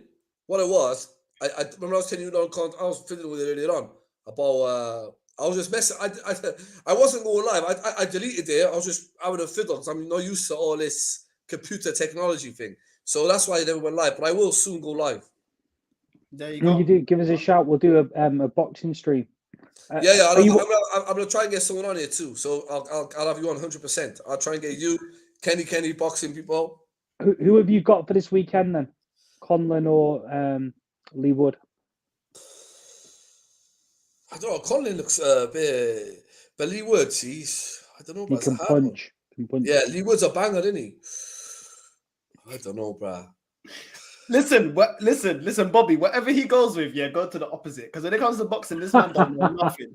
When he said I'll go for Conlon, bro. I'm gonna go for Conlon. I actually don't know nothing about boxing. If you school me on boxing, I'll just be like, okay, cool. I'm a casual watcher. And Mir Khan's taking the fight again as well. He signed. Yeah, it's a rematch, bro. He's coming back. He's coming back, bro. He signed it. He signed the agreement. Yeah, but because of COVID, he's got bills in it. He's got bills to pay. He's probably one of the most wealthiest boxers. The man, he just loves money. Loves money. So what are we doing then, Fuad? So do you agree that one player you really think we can get that if we get Champions League, who's our top target with Arteta as manager that we could get? Go on, give him me. Just a name. That's all I'm asking. 3 names. If we get top 4 with Arteta as a manager, I'm not. How many are we going to get? I think the players we're linked with, we'll get. I think Calvert-Lewin will come, and if we're linked with the Benfica striker, he'll come, and I think we'll get Ruben Neves. He'll come. Okay, so let me tell you this. Let me ask you a question. Yeah, Northside. If we were to get Conte as manager and have top 4 this summer, name 3 players Arsenal could sign. What if we get Conte? Yeah, I know it's not going to happen, but just imagine if Conte or Tuchel became our manager in the summer and we had top 4, name 3 players he would sign. Ronaldo, don't worry about it, bro. I think we could. I think we could attract João Felix away if we want to play him as a number 9. I think we could definitely get Darwin Núñez. Who else could we attract? There wouldn't be many. There wouldn't be many. I think the only players that we probably wouldn't be able to attract. I named mine for like that. Would be Haaland and Mbappe. I think most players would move to us because of the reputation. Would Martinez come to us with, let's say, Conte there?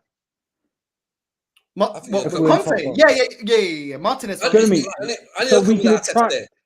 So we can attract a higher. And he'll come with Arteta. 100%. And I think Martinez will come if Arsenal really in for him and Arteta really want him. Arteta will get him. Why would Arteta not want him though? Because he knows. Because you say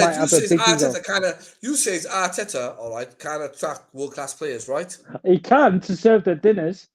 Right. He can serve their dinners. So I'm gonna ask you a question. Ain't Partey world class? No, he's not world class. No. Oh, he's bad, bro. Too inconsistent. Bad. He's bad. No. He's bad, class. And the only problem is, you need to swallow your pride. Stop. He's too inconsistent. Bro, he's saying swallow your pride. Fuad, the thing is, you've seen Ballin. The thing is, Bobby, he's been alive to see Rivaldo, to see R9, to see proper Zidane, Figo. You know what I'm saying? Proper players, bro. Yeah. So do not tell me that those players were dropping 5s out of 10s. Sometimes, you know what I'm saying? World-class players drop minimum 8 out of 10s every week. You know what? Minimum. That makes you. I see Sergio Ramos play live. I see Real Madrid play live.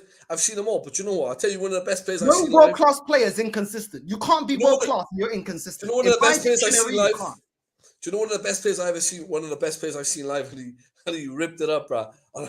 Was Alexander Hleb, bro. Amazing player. Hleb. Yo, when I see him play live, I was like, yo. This guy Complete football, bro. How can you say Partey's world class? What about him He's is world class, bro. Of course he's world class. He's not, bro. Is he? He's world class. Of course he is. No, he's not. No, he's not. He's world So, class. okay, let me ask you this question. So you're going to say someone's world class. World class. What's your definition of world class? Just answer them really shortly, though, bro. Well, Partey, see, why? No, I'm just saying. Forget about Partey. Forget about Partey for a second. What's your definition of world class? A man who's so good in his position and reads the game and intercepts the game and fights for the team and do you know what he's good at? And another thing what he's good at is conquering teams like Liverpool, because Partey in that game when he played for Atletico Madrid, conquering the pitch. And then go on, bro. You want him to keep going? Bro, you don't believe the crap you spill. Okay. So forget about that, okay? Now, if you're world class, does that mean you perform week in, week out? Of course you do, but you've got to adapt to the system. Do you perform, let's say, okay, even the best of players, Ronaldo at his peak, would perform, let's say, 34 awesome games in a year, and 4 he'd be off, yeah? So that's 38. And they played well for 90% of the games. Partey doesn't play well. Partey's had injuries. He's had injuries. He's no, had bro. addiction. Okay, but then he's not back. showing you he's world class. He's not performed. Well, Partey's class, bro. He's class, bro. Bro, he's not. You can't say he is. No, he can't. He's not performed. He's not performed 5 games in a row where he's been consistent. Exactly. No, but I'm saying to you is, I'm saying to all you are, 5 games where he's been a 7 or 10, 7 out of 10 or more. Bobby, I agree with you, yeah? And we're not saying that he's not a good player. I think when people think, when you call a player, when you say, oh, this player's not world class, that you're calling him a bad player. We're not calling him a bad player. What we're saying is you're not world class, and that happens. Not every player in the world is world class, but not every player in the world is a bad player. So just because we're saying he's not world class, Fuad was going and because he was trying to give an explanation of world class that he can squeeze Partey in there. But in reality, a world class player has to be consistent, and his consistency has to be at the top level. That is what makes you world class. Thierry Henry, Paul Scholes, Ryan Giggs, Bergkamp, all these players were world class, but they were consistent. Every player has his day. You know, Zaha has his day for Crystal Palace. You know, every other game or something. How consistent is he?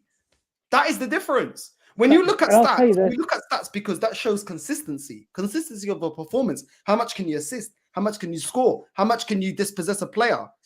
That's why if you score a lot of goals, you're paid high. If you assist a lot, you paid high. Exactly. Is Partey somebody that is in the top 5 of his position? No, he's not. Verratti's better than him. Oh! Kante is better than him. Who else? Fabinho's better than him. Basuma.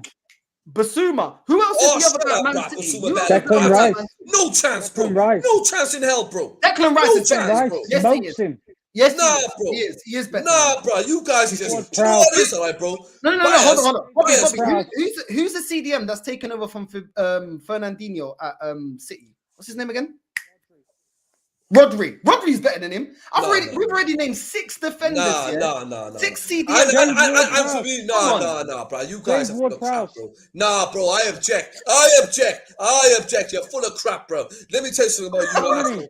Partey destroyed him against Atletico Madrid. Destroyed the Liverpool midfield. Made Fabinho look like an amateur. Don't talk wass to me, bro. Go watch that game again. That's the problem with you lot. You don't like going up fast. No, that's the problem with you.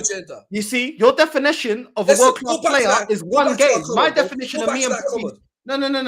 The definition of a world-class player for me and Bobby is about doing it week in, week out. You're talking about one performance. Since he's been at Arsenal, don't talk about him at Atletico. Since he's been at Arsenal, only now are people talking highly of Partey. Because before these last 3-4 matches, we were saying that he's been underwhelming. And you know that, Fuad. Bobby, am I lying? You know what? Can I be honest with you guys right here? Everybody that's blowing up Partey based on that Watford performance. Did you see the first 5 minutes? He gave away about 4 fucked up passes. That against Liverpool, we concede. Well, this is it. Rewatch that Watford game, right? And I'll tell you this for a fact. He mismanaged 3 to 4 passes from the beginning of the game. You do that against anybody that's not Watford, you're 2-0 down.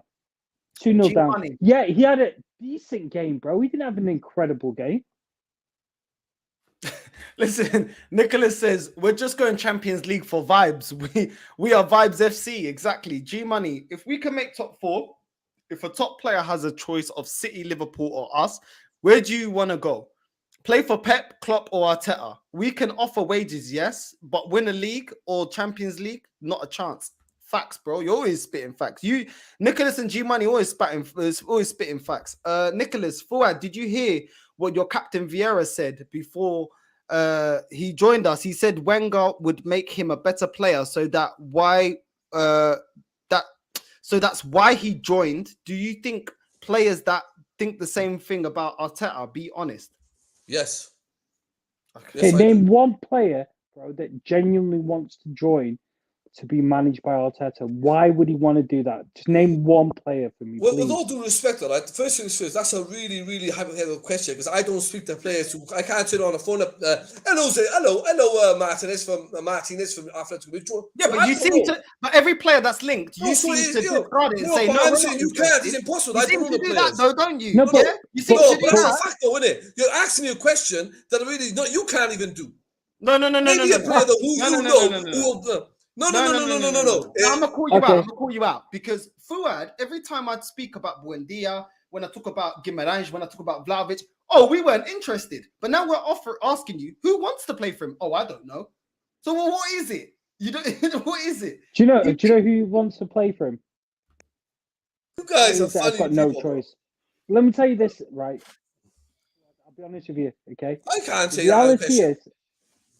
reality is, I'll tell you this for a fact, right? You ask anybody that joins, I'll be honest with you, there's players that want to play for Brendan Rodgers that say, yeah, we'd like to be managed by Brendan Rodgers. There's players that want to be managed by Ralph Hasenhuttl that have said, look, he's been part, when they join the club, they say, look, he's a big part. At no point do I think, honestly, there's anything as a football, if you play football and you see players like Ainsley Maitland-Niles, English, gets his career ruined. You see a player who's Europe's one of the most prolific strikers in Aubameyang, career ruined. Somebody who just wins you the FA Cup, Emi Martinez, you ruin him. The most promising defender in Europe. No, but you know, like you have the guys, most promising young midfielder. The fact of the matter is, I'm going through 7 players already, bro. That he's ruined. This guy asked me, I'm really sorry, don't be angry at me.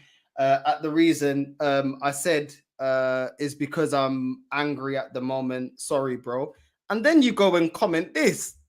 Northside, I apologize to you. And you no reply. You claim to have no grudges. Go fuck off. Bro, have I not been in a conversation? Bro, he's not well, I reckon. I don't think he's well. This guy wants war, bro. No, this guy I don't. wants war. Do you guys see the crap I have to deal with? I have respect for him, bro. Yeah, we don't retaliate. This is the crap I gotta deal with. Anyway, yeah, guys. You know what? This guy is a legend, bro. Tell him what it is, my brethren. Tony Aguero. This is what I'm saying, my brother. I know you're my brother. My brother Tony. Thank you. These guys, do you know what it is, bro? They got Declan Rice. Agenda. Only Kante is better than Partey. Stop chatting shit. This guy's talking facts. Me know, brethren. Don't listen to these guys. You're telling me, hold on. You're telling me Partey is better than Rodri? Yes. Fuad, you know you don't believe that. You know you don't believe that. I believe it. I'm entitled to my opinion. I believe it.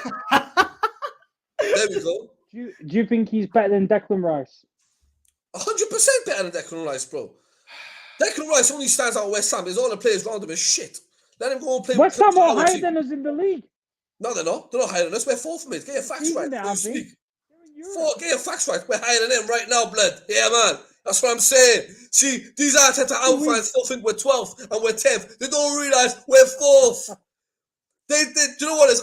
I've come on you when we've been in the gutter, and I have raised the standards in these channels, and I've come here to educate these Arteta out fans. They even want to bring their master, and he got schooled too. Come on, boys. I watched that. I watched that, bro, and I swear it was one of the funniest things I've ever seen on. I got him YouTube. off his chair, bro. Brilliant. I got him off their chairs because I'm the master. I told them, no abuse. It was legendary, bro. I'll be honest. I was nearly crying. I was watching my kids play basketball. He smoked you, bro. Nah, bro, you won't say that. Arteta out fans, I'll be honest with you. He smoked Nah, bro. Nah, bro. That never happened, bro. You guys see the problem with the debate. I watched it. I'll be honest with you. I watched it. Nah, the problem is, but you're watching it from Arteta. Yo, but you know I schooled him. But the fact is, because you're Arteta out, you gotta be sticking with the disciple, innit, bro? Like I said, I called you all the sheeps. That's why I called you sheeps. No, he's the shepherd, and you're the sheep. But my people, we're all lions. We stick together. We row. We come out. And my people rouse. Do you know why? Do you know why so many people like him? Do you know why so many people like him? You avoided my question. If you avoid someone's question, surely you just a debate. This guy doesn't even believe it, bro. I believe it 100%. I believe it. I don't even. But anyway, okay, bro, can you be honest? Is he consistent? Name. Okay, I want you to do this, yeah? North side, he's probably started how many times this season, Partey? He's been out. He's been out. He's only come back since he's back. He's been in and out of. Okay, can you give me 5 performances that have been good this season? He played well when we played Leicester away. When he got injured. He played well when he played well when we beat Tottenham. Okay, he played well in the last 6 games we've won. No. He played well against Wolves, twice against Wolves, once against. He didn't play well against Wolves. He was shocking against Wolves. Nah, but we won the game, though. I was with you on a fan cam. Well. Did you hear him? But we won the game, though. We're gonna start. I'm gonna go back now and watch all these fan cams you've done and look at what you've said about Partey. You slated Partey. Nah. Yeah, you did, Fuad. I was probably that was from agenda. You on that fan cam. I didn't slate at him, bro. You said, the problem is, the problem is you, honest to God, as Arsenal fans, though, you, in a way, if I was a neutral fan, games. No, but you hate the manager, no. But the fact is, I'm proving you all wrong. Top 4. You said 10th, so you're all lying. So now you got to come with the players are shit. You're like little schoolgirls. Oh, mommy, he's rubbish. Come on, boys. You've lost the battle. You and your disciples and your rat army and your master, all of you. No, I'm here. I've conquered you Arteta out fans. And all that 99 Gunner, all the brothers on you know that the master has conquered you. I'll be honest with you, Fuad. Yeah. No, you said relegation battle a few months back. Yeah, come on, bro. But next, I'm telling you, can you please, everybody, please, Arteta out fans, watch Coronation Street on a Wednesday night with Lee Gunner and Northside and Bobby and all of them, bruh. Because I'll be watching the Champions League. I can hear the music in my ear already, bruh. You know what I'm saying? That's how confident I am. I can hear it right now. UK Gold. What's that? You're watching Sky Sports Retro from the old days. Listen, man. Bro, it's not good enough. Let's be honest. It's not good enough. It's good enough. It's good enough for what, though? I don't get what you mean here, Fuad. He's good enough for 4th place. Listen, he's improved in recent games, but let's not go on like though. Northside, he hasn't improved though. Please don't say that, bro. He's not improved at all. Come on. He's not. I think he played well against Watford, bro. I can't lie to you. But then when you look at the we conceded 2 goals, bro. It was Watford. But this is what I'm saying. I think he played well against them, and I think there was one game against Brentford that he played all right. But these are weaker teams in the league. Against the biggest teams, he ain't all that. And that's why I said that he's not world class, because I don't think he's world class. I disagree. But it is what it is. I object. I disagree. You have me in tears. So what's the... Let me just put it this way, yeah, Fuad. You've got to be honest at this point, yeah? If you could change one thing about Arsenal right now, yeah, what do you think Arteta can change to make this team an elite team? To be honest, can he make? Okay, be honest. Do you think Arteta can make this team an elite team? Yes or no? Because you can make Arsenal to a league team. How? By getting us in the Champions League, by bringing in the right players, and by making us challenge. And he will do it. The problem is, all right, you've got to go off. The problem is with you lot is, you guys want everything done overnight. Do you know what I mean? Why are you so focused on us? Why don't you focus on your manager? Because fans watch this, and fans don't watch what goes on the pitch. Arteta now, what he's doing on the pitch, we're winning. You know, okay, like the brother said to you, like my Portuguese brother said, but we're winning. Don't have hatred. You're winning. You should be happy your team's winning. And Who's got hatred? Who's got hatred? Wait a minute. You've got to start from saying, why ain't we this? Why ain't we that? Why ain't we this? The fact of the matter is, we are going to challenge with Arteta. And if Arteta do deliver it, don't come with this bullshit about, I'll say I'm sorry. We don't want your apology. Shove it up your ass. That's what they do, these fans. They got no patience, and when Arsenal starts to dominate, and if they win something, Bobby on the side, be the first to, and Lee Gunner, and all the rest, Brandon, I call you out name by name. Every Arteta out fan, they'll be like, he proved us wrong. Shove your apology when the sun don't shine, because we don't want to listen to it. Do you know what? This is quite funny. He says, such a dumb question. Oh my God. Let me tell you this. He's right, bro. What are you told you? Hold on. You said a lot. Hold on. You said a lot. Hold on. Such a dumb question. Why is it dumb to be elite? Because the elite clubs are the ones that win the Champions League. The elite clubs are the ones that win the Premier League. So why is that dumb? Why is that a dumb question? We have to go against elite clubs to win the major honors. So how's that dumb in asking how's this manager going to make us an elite club? So Tony, let me just explain to you. The reason I asked that question was to see if he could give me an answer, and he couldn't. So he can't attract the players to make us an elite team. You can't say that though, Bobby. It doesn't. No, but I'm saying we what don't know you told me though. But Bobby, you can't say that. Though. Hold on. Let him go, Fuad. You can't say that. It's bollocks, bro.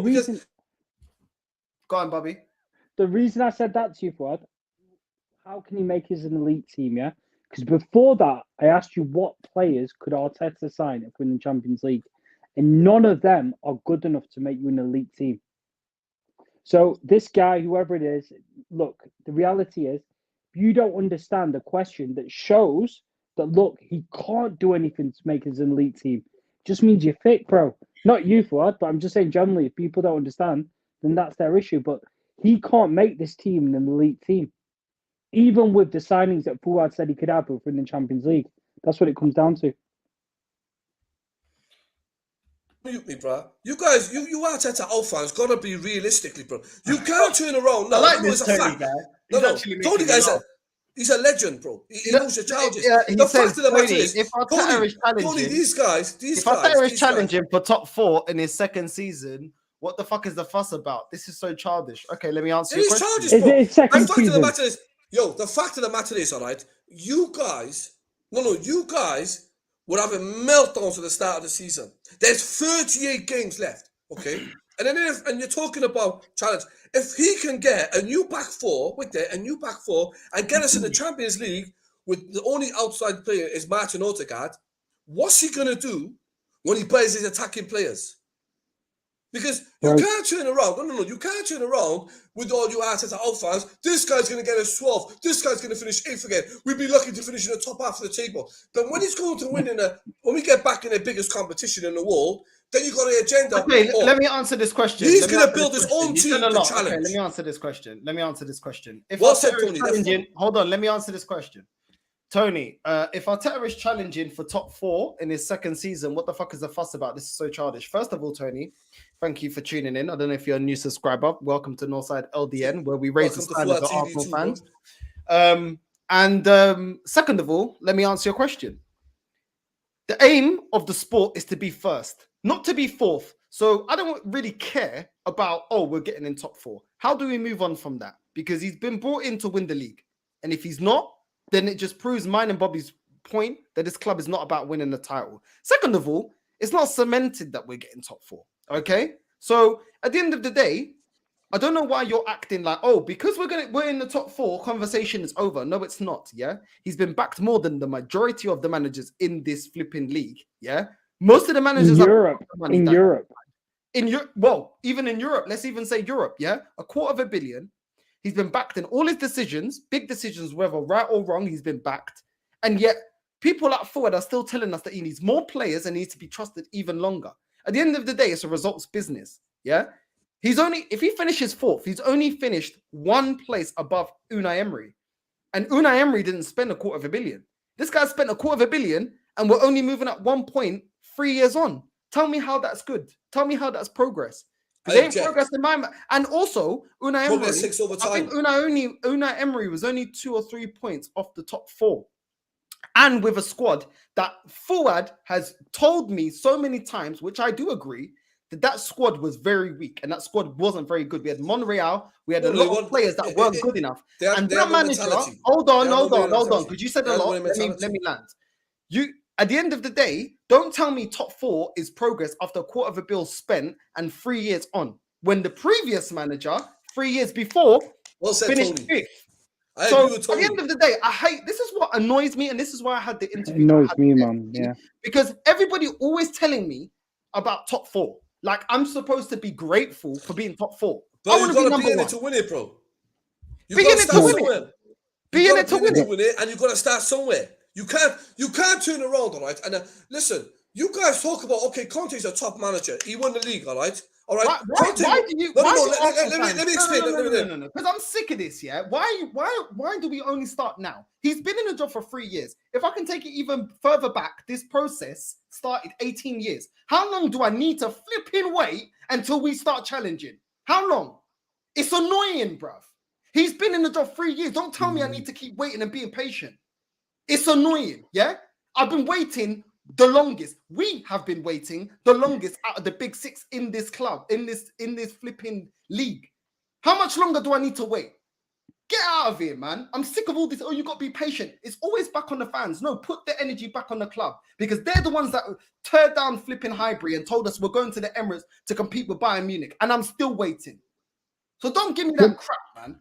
Don't give me that crap. I agree with him, bro. You need to give him time, bro. Because let me ask this Tony a question as well. So Tony, you say that Tony's right, bro. Tony is right. I agree with you. Tony's 100% correct. He's 100% right, bro. No, let me explain it to him, right? You Tony, fans allowed the mediocrity. No. For 18 years. For 18 years. Wait there. Arsene Wenger allowed this for 12 years. All right? For 12 years. And this man who's coming and trying to change the mentality of the club, you're all giving him a hard time. I don't get you Arsenal fans. Because he ain't doing nothing wrong, Arteta. He's just fixing an apparatus that's been going on for 20 years, bro. Bro, come on. Look, for 12 years. Let me just explain this, right? No, because before you explain yourself, listen, like I said to Lee, like I said to everyone else, when Arsenal lose 8-2 to Man United and 10-2 in aggregate to Bayern Munich, this is us, and this was like, and it went on for years, all right? This was Arsenal's mentality and the players' mentality. Ready for it? That's not Arteta's fault, bro. That is not Arteta's fault. Arteta played in those games, bro. No, Arteta is trying to get us back to the promised land. Arteta's going to win. And if Arteta do deliver the big one, you guys do not celebrate because it is kind of disrespectful. That's the problem with you, Fuad. You want us to give him a round of applause for trying. No, but bro, we got to start. You talk about Conte's this amazing Conte. Who overthrown him? When he had to play Champions League football, FA Cup, he was what? They sacked him, did they, Chelsea? He wasn't good enough. Because Conte overthrown him. He licked him 5-0. Get out of here. If you give Conte money with all that, Chelsea gave him all the money in the world. That when he won the first season, Chelsea, he won the league, Premier League. But the second season, when Man City were back and Liverpool are back, he got overthrown, bro. He got sacked with every season. Wait. That's why this week manager got overthrown by Do you know what? Yeah, do you know why you're talking absolute nonsense? Yeah, because the way you criticize Conte. You know you can't leverage the same arguments against Arteta because he'll fail. When has your manager won a league title? When has your manager gone to another league and won the title only with 100 million spent or whatever he spent? It definitely wasn't $250 million. How dare you sit there and criticize Conte? My guy dethroned Juventus with Inter Milan. My guy came in with Chelsea and won the league, yeah, after getting thrashed. How long did it take him? I remember we beat him and he changed his tactics like that and won the league. When has your manager done that? When has your manager even overachieved at Arsenal? Yeah?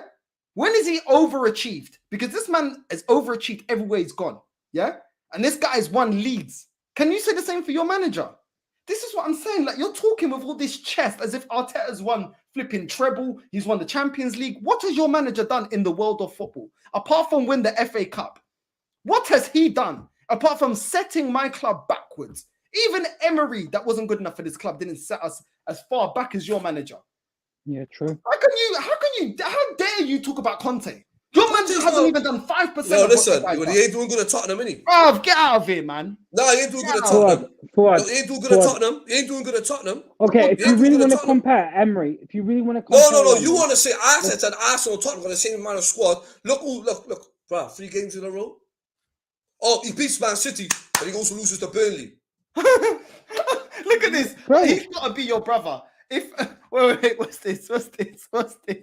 If Arteta is not the real deal, why do most fans love him? Oh my God. It's true. Oh my God. Is that your argument? 60,000 fans. Arteta's red one on me. Arteta's red one on me. Come on, bro. Support the club. Support the manager. This negativity, I'm ending it right now. I'm here to stop it all. Bullies players. Tony, I'll answer this for you really quickly, right? So you've got to understand, right? You're turning around and saying, oh, yeah, why do the fans love him? Because they're delusional and they're buying into stupid propaganda from Arsenal FC. You'll watch a video of a player. You'll watch him stroke his hair or say something quirky and you'll fall in love with him. It's stupid, bro. It's not, what's it called, Love Island or something where you're following someone. Let's be honest with you. Arteta might, if Arteta gets us into top 4, let's have it real now, yeah? Emery could have got him into top 4, but he had to contend with Europe, where he got us into a final. If Arteta gets us into top 4 this year, think about how shit the teams have been around us. Think about the fact that they've got more competitions to play. Think about how depleted this team is. If Arteta was not our manager this year and we had a proper manager, I swear now we'd be in a much more competitive state. With his players? With his players, though, was it, Bobby? Look, Tony, fair enough for saying due respect, but I'll tell you this now. How can he have... You've got Lacazette playing up Bro, Tony, I agree with you. Tony, bro, they don't like it. Do you know what it is, Tony? Do you know the comments? And no, the comments are always for them. But I got comments for me, and that's what's happening, bro. We're killing them off, bro. Mr. Waffle. We're winning. You know, Mr. Waffle, yeah? No, hold on. Mr. Waffle, what a great comment. Perfect comment. Look at him. He was getting cocky. Arteta is fixing his own mess, Fuad. Who finished 8th twice? Wow, we. Do you know what, bro? We took a big dip to get where we are now. No, it don't. It takes a big dip to get someone to go back up again. And that's what Arsenal did. And as a realist, I know that. You guys, you cry about, bro, 99 Gunner, these guys are so funny. They cry about 18 years. We haven't won the league. Bro, we haven't been in the Champions League for 5 years, bro. No team. Name me one team in the Champions League who don't win their league. Name me one team in the Champions League, all right, doesn't want to be in it. Besides you Arteta out fans. I want to be in the Champions League. I'm not saying that, bro. But you don't deserve to watch us. You don't, as a fan, you should be saying, you know what? Fair dues. I thought he was going to finish 12th. He's doing all right. You don't understand. But no, you're worried about Conte, bro. Conte's in the mud with Tottenham. Forget him, bro. What about our man? What about our team? Support and get the energy behind Arsenal. That's what Arsenal needs. And you know what? Well, fans who want it all overnight, it ain't going to happen, bro. It's not going to happen. You believe 60,000 fans are delusional? First of all, how do you know all those 60,000 are all Arteta in? That's true, bro. The guy's telling the truth. No. Hold on. I know a lot of fans that go to games that are Arteta out. So for you to say, 60, it sounds good. But how do you know these 60,000 people? Do you know them? Have you got them on the WhatsApp? Do you talk to them? How do you know this? How do you know all of them support this manager? Shut up, man. Come on, man. Like, Tony as well. I don't want to be rude, but come on, bro. Come on. Tony as well. You've got to bear in mind, right? People go to watch Arsenal. That doesn't mean that they're there as Arteta in fans. Exactly. You go to watch Arsenal. You enjoy watching the team. It doesn't mean you're there as an Arteta in fan. Come on, bro. You know you're in the mud on this one. G Money, I want to ask Fuad a question. If Arsenal come 5th place, do you think Arteta should be sacked? If you answer yes, you might have restored my faith in you. To be honest with you, it's a situation where there's no excuse for us not to finish fourth. Now, I'm not like these two. Okay, I'm not like these two about these two find every excuse under the sun about the thing. I look at it like this: the reality side of it. Arsenal have got no excuse and Arteta not to finish fourth. Reason being is they have a week off. The players ain't overtired. The players ain't flying to Europe. The players are playing strictly football. So if he doesn't get fourth, then he has to go.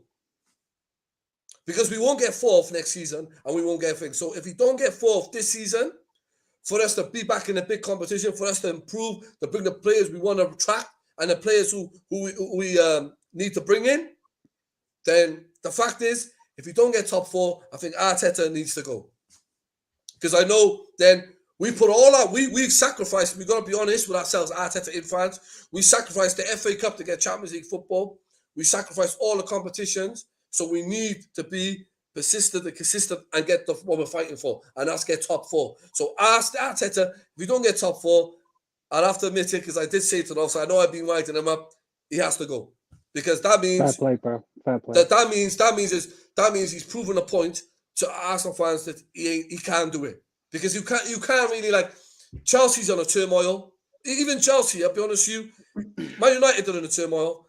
Tottenham are in a bad place. Leicester ain't playing well, but we've took advantage of that this season. So if we can't take advantage of them by playing that bad, he's got to go. But till now, I am backing that Arteta till the end of the season. And when he gets top four, get the contract out and give him another 10 years.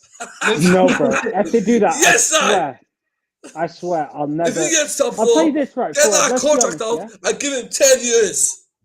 Fuad, should I tell you something? Lundberg would have got us in a more better position than Arteta would have this year. Lundberg, do you know why Lundberg would have done it? He wouldn't have got falling out with Aubameyang. So do you know when Tony was on here before and he was saying, "Oh, what's it called? Look what he's done with the club." How many players? Look at the difference in managers, right? You've got Unai Emery, who got how many goals out of Aubameyang and Leceister? Now what's happened to Leceister? He turned into Joe Linton. Now, if we look at it further, Guendouzi was performing really well. And now all of a sudden he's gone.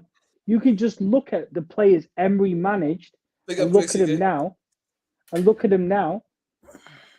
Mismanaged him. That's facts. Yeah, it is what it is. Listen, big up Gracie. Big up Gracie. I'm back. What 99 Gooner? What? Bro, nah. Listen, it's already been 2 hours. Put him on. Bro. Put my G on now, bro. What are you ducking 99 Gooner for? Bro, what do you mean? What are you ducking my G for, bro? Let him on. That's what I'm saying about Rat Army. That's what I'm saying about all you Rat Army. You block all the Arteta fans because you know you can't win a debate. I'm champ, bro. You can't beat me, bro. Do you know what, bro? I might retire because I'm the king of the jungle, bro. Yo, the link is there, yeah? The link is there.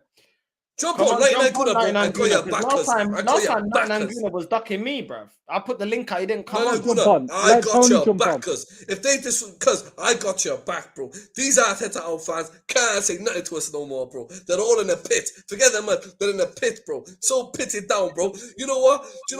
Putin's gonna pit them down if they keep doing what they're doing, bro. Let Tony come on. Let Tony come on. Is Tony on?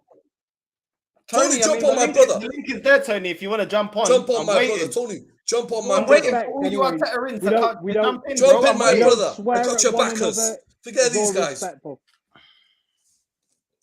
You know what though? I gotta give it to Bob. Bro, I already got Leon, bro. He already finished Fuad, but Fuad still got chest somehow. Yo, this is offside.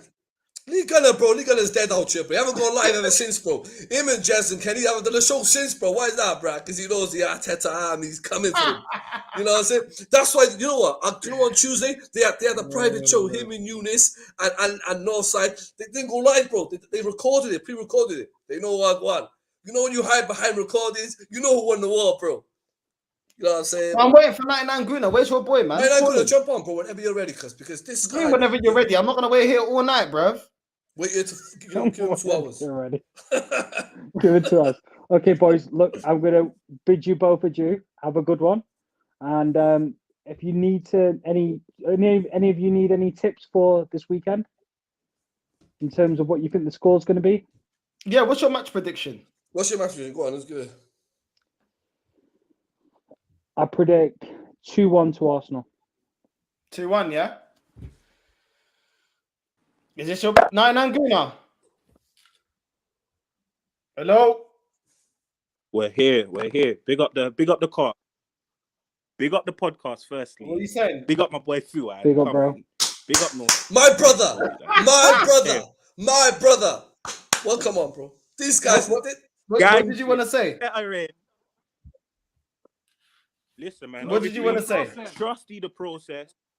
Let's trusty the process 100%. Getting these 3 points. I hear what? All week. We went to a restaurant over there, innit? Tell them. Mad restaurant, bro. What happened? What was it called again? Trusty the process. French restaurant. You get it? These guys are trolling. Everyone, These guys every are time. trolling. These guys are gangsters. They're my Bro, people. I'll see you at the hospital, bro. Huh? I'm not even trolling. I'll see you. Listen, you're gonna have to come say hi to me because I don't know what you look like because you ain't showing your face. Bro, we'll both go on AFT together, no cap, and we'll talk our shit, bro. All right, cool. You approach me, my guy. But listen, love for tuning in anyway, bro. Thanks. Cheers. What's this? We got everyone's coming on today. Yes, come on, Tony. Show your face, brother. Come on, Tony. My brother. You do what you gotta do, my brother. Yeah. Hello, guys. How you doing? We're good, brother. How you doing? How are you? I'm all right. First of all, I just want to give a big shout out to what you guys are doing. I think it's amazing. You know, it's important that we have different insights in the club we love. I'm actually Nigerian, and I'm watching, from outside where you guys are. The thing is, first of all, can we kill this meat first now? When people say Arteta finished 8th twice, that's not true. He did not finish 8th twice. The first time he took over from Emery's reign and won us the FA Cup and the Carabao, even if we don't want to talk about that, but he won us the FA Cup. That's what I remember from that season. So him finishing 8th in that season, why attribute that to his resume, but you don't talk about the FA Cup that he won? You know, with this. Yeah, go ahead. Okay. Go ahead. You're talking about, he didn't finish 8th. Well, the following season, he had a whole season and he finished 8th. Also, when you're talking about the FA Cup, how many FA Cups towards Arsene Wenger's reign when he was washed? I'm talking about the last 8 years, because the first 10 years of Wenger was great. The last 10 years to 12 years were horrendous. We couldn't compete. How many FA Cups did we win then? And where did it get us? Did we go into bigger things? So before this guy came, we was already winning FA Cups. And we weren't even we were barely getting into the top 4. We wasn't qualifying past the quarterfinals in the Champions League, and we wasn't winning the league. So at the end of the day, winning an FA Cup at Arsenal Football Club isn't enough to justify you staying in the job. It may be for teams like Leicester, it may be for others, but when you're an elite team and the top 3 team in your country, the minimal requirement at this club is to be challenging for the league. No one has the God-given right to win the league, but we haven't even been challenging to win the league in 18 years. And you're trying to tell me that, because he took over, he didn't have a full season in his first season, he finished 8th. Well, why did he finish 8th in the second season? And now this season, he's going to get 4th. But the team he took over that finished 8th, he dropped them further because Unai Emery got 5th. So where is the progress, my guy? What he's trying to say to you, bro, is Facts. I can see. Let him answer, bro. Can I answer? Can I answer your question? Are you ready? Okay. Fair enough. I would not pretend as if your point of view is not valid or something like that. But sometimes we have to see things from a more common sense point of view, rather than a sensational point of view. Like, for example, let me put it this way, right? You have to put things in context. Like when Wenger left, what we needed was a whole rebuild of the squad, and not a disrespect to the legend Wenger, but we had to move on from his legacy and build something new.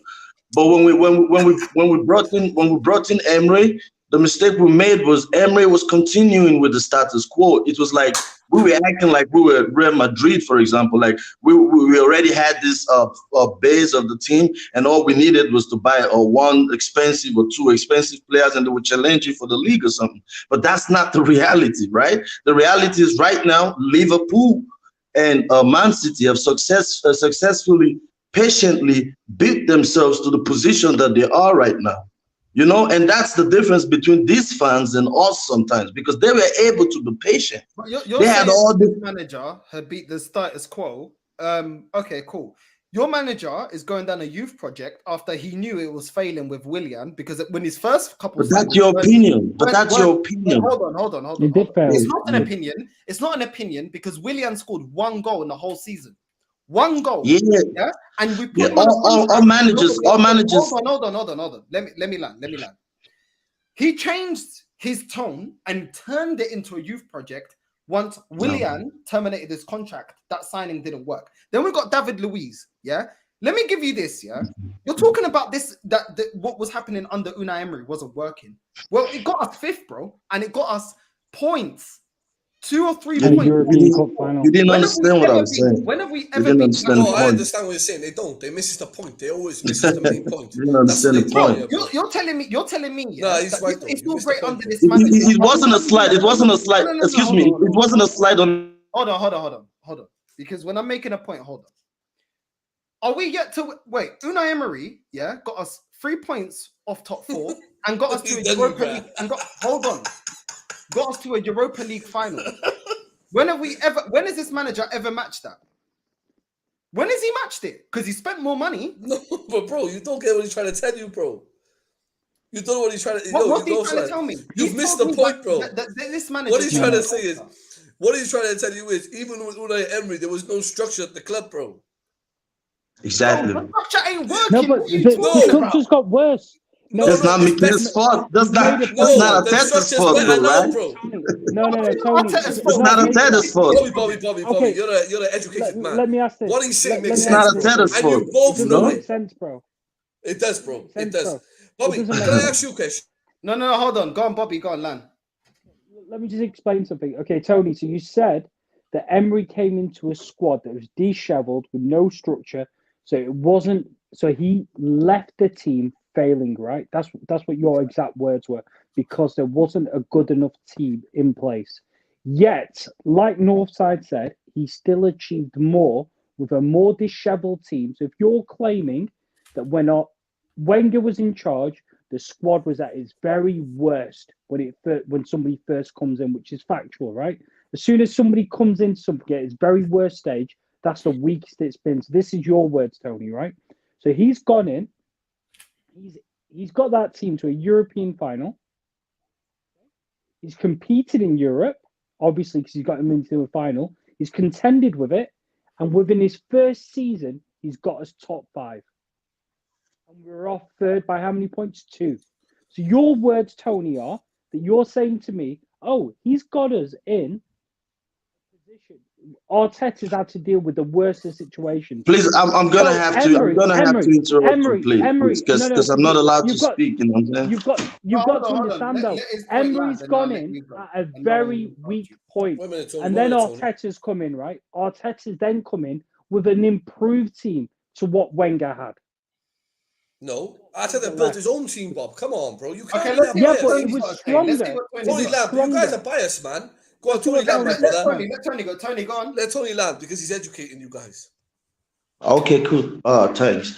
What I was gonna say was, I heard you guys talk about Arsenal being an elite club a couple of minutes ago. You guys were emphasizing on that, using it as a excuse of why you're dismissing everything that Arteta has done so far. Like, we're not gonna appreciate it because we're supposed to have that anyway, because we are an elite club, like, you know what I'm saying? I heard you guys say that. Do you believe that? Or No, Is this something you believe or is this something you just say? Excuse me. Could you answer the question? Because I'm getting somewhere with this, please. Do you really believe that or do you just say that to win an argument? Okay, Hold on. Oh, you're in the pit, bro. You're in the pit, No, so Tony, to start off with, you misunderstood the question, right? So my question wasn't, my question to Fuad was, are Arsenal an elite club, right? And he said no. So I said, do we have a manager? If Arteta had the players he could bring in, could he make this team an elite club? And his answer was no. So what you seem to misunderstood is we're not an elite club and we're going backwards. Were we an elite club? Absolutely. Yes, we were. Did we win the Premier League? Yes, that's an elite club. Has it dropped off? Yes. But can I ask you a question? Have we ever been a dominant force? No, we haven't, because we've never won a league back to back. Only in the 50s and the 30s, when none of us are okay. So because we haven't done it, then we can't ask. No, we won the league. I say okay, okay, so that's fine. No. But I'm saying to you is a dominant force are like Man United and Chelsea and Manchester City and Liverpool. They've all won the league back to back. So that's what? I want to be like that. I want to be like that. But that's what Arteta is doing. But that's what he's trying to do. Stop somewhere. That's what he's trying to do. He's trying to do somewhere because gotta start from somewhere. Bro, you can't. Okay, that's how it works. Hold on. That's how it works. That's how it works. Let me tell you, bro. You don't walk backwards. Let me tell you, the guy just got here. You know what I mean? It's not like he's been here for a decade. Let me tell you something. We are the only club. We are the only big club that give unlimited chances even after money spent. Man United, Ole gets a bulk of money, spends it, doesn't get the ambitions of the club, he's out. Chelsea, same thing with Lampard, yeah? The problem with Arsenal, let me tell you something. He's been here 3 years. There's enough time. It's his fault and his decision. Him and Edu have both come out in the interview saying that they want a youth project. If that doesn't get you in the top 4 race, in winning the race for the league, that's on you. He's decided to go down a youth project. I didn't ask him to do that. That's his decision and that's his sword to die on. What I'm saying to you is this. The standards of the club, just like Chelsea, that's why I love this. One thing I loved about Chelsea under Roman Abramovich, yeah? No matter what's going on with that club, the standard's always to win the league. You don't win the league, next person. And that is what elite sport is about. It's not just Chelsea. Real Madrid are like that. Real Madrid are the biggest team in the world. Bayern Munich are like that. They're one of the biggest teams in the world. Yeah? So when people say, oh, I don't want to be like Chelsea, the biggest clubs in the world are like that. So what does that tell you? That is the ambition. That's what it takes to get to number one. Okay, fair enough. Let me speak, please. Okay. Arteta got into this job and came into a team that was not his team. Okay, Ozil, Aubameyang, and all these other guys were not Arteta kind of players. He had to cope with it in his first season, because he had to do his job. Obviously he couldn't get the players that he wanted to. Whether you respect Arteta or not. Wait, hold on, because you're shouting bare. Is he the only manager that's had to deal with these kind of situations? No, he's not. Tuchel went into Chelsea where the only player he got was the next season, which was a Lukaku. He won the title. He won the Champions League. Yeah, he won the title. Wait, because you're talking rubbish right now. He went into a team where it's completely not his team. Won the Champions League. The Champions League. Yeah. Also, when you look at it, Conte came into the Chelsea team. That wasn't all his team. He won the league. So when you lot are coming with this crap about, it's because he hasn't got his players. Multiple managers go into teams where they don't have all their players. Yeah. And they get the most out of those players. Look at Brendan Rodgers right now. He's overachieving with West Ham. How many of those players did he buy? How many of those players did he buy? Because he didn't buy all those players. Nobody does. He didn't. Let me just add one point. Arteta, oh, he needs his players. I know. Do you know how many managers?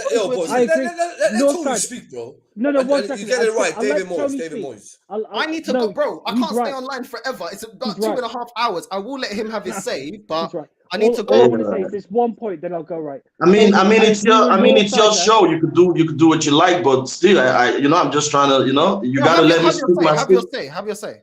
Yeah, I appreciate that, because if you keep interrupting me, then it's like, you're setting the narrative that, you know what I'm saying? So All I'm saying is this: it's quite simple. You know, Arteta is in the job in his second official season at the job, and he's already challenging for the Champions League. You know, that's not a failure. That's a pretty good job. That's all I'm trying to say. So we can talk about the standards of Arsenal, where we've been lacking behind, and the things that we must achieve, and things like we don't know. We don't know if he could achieve it. We are all assuming that, oh, you don't know if you are not sure he's a good manager, but you don't have any really good reason for it.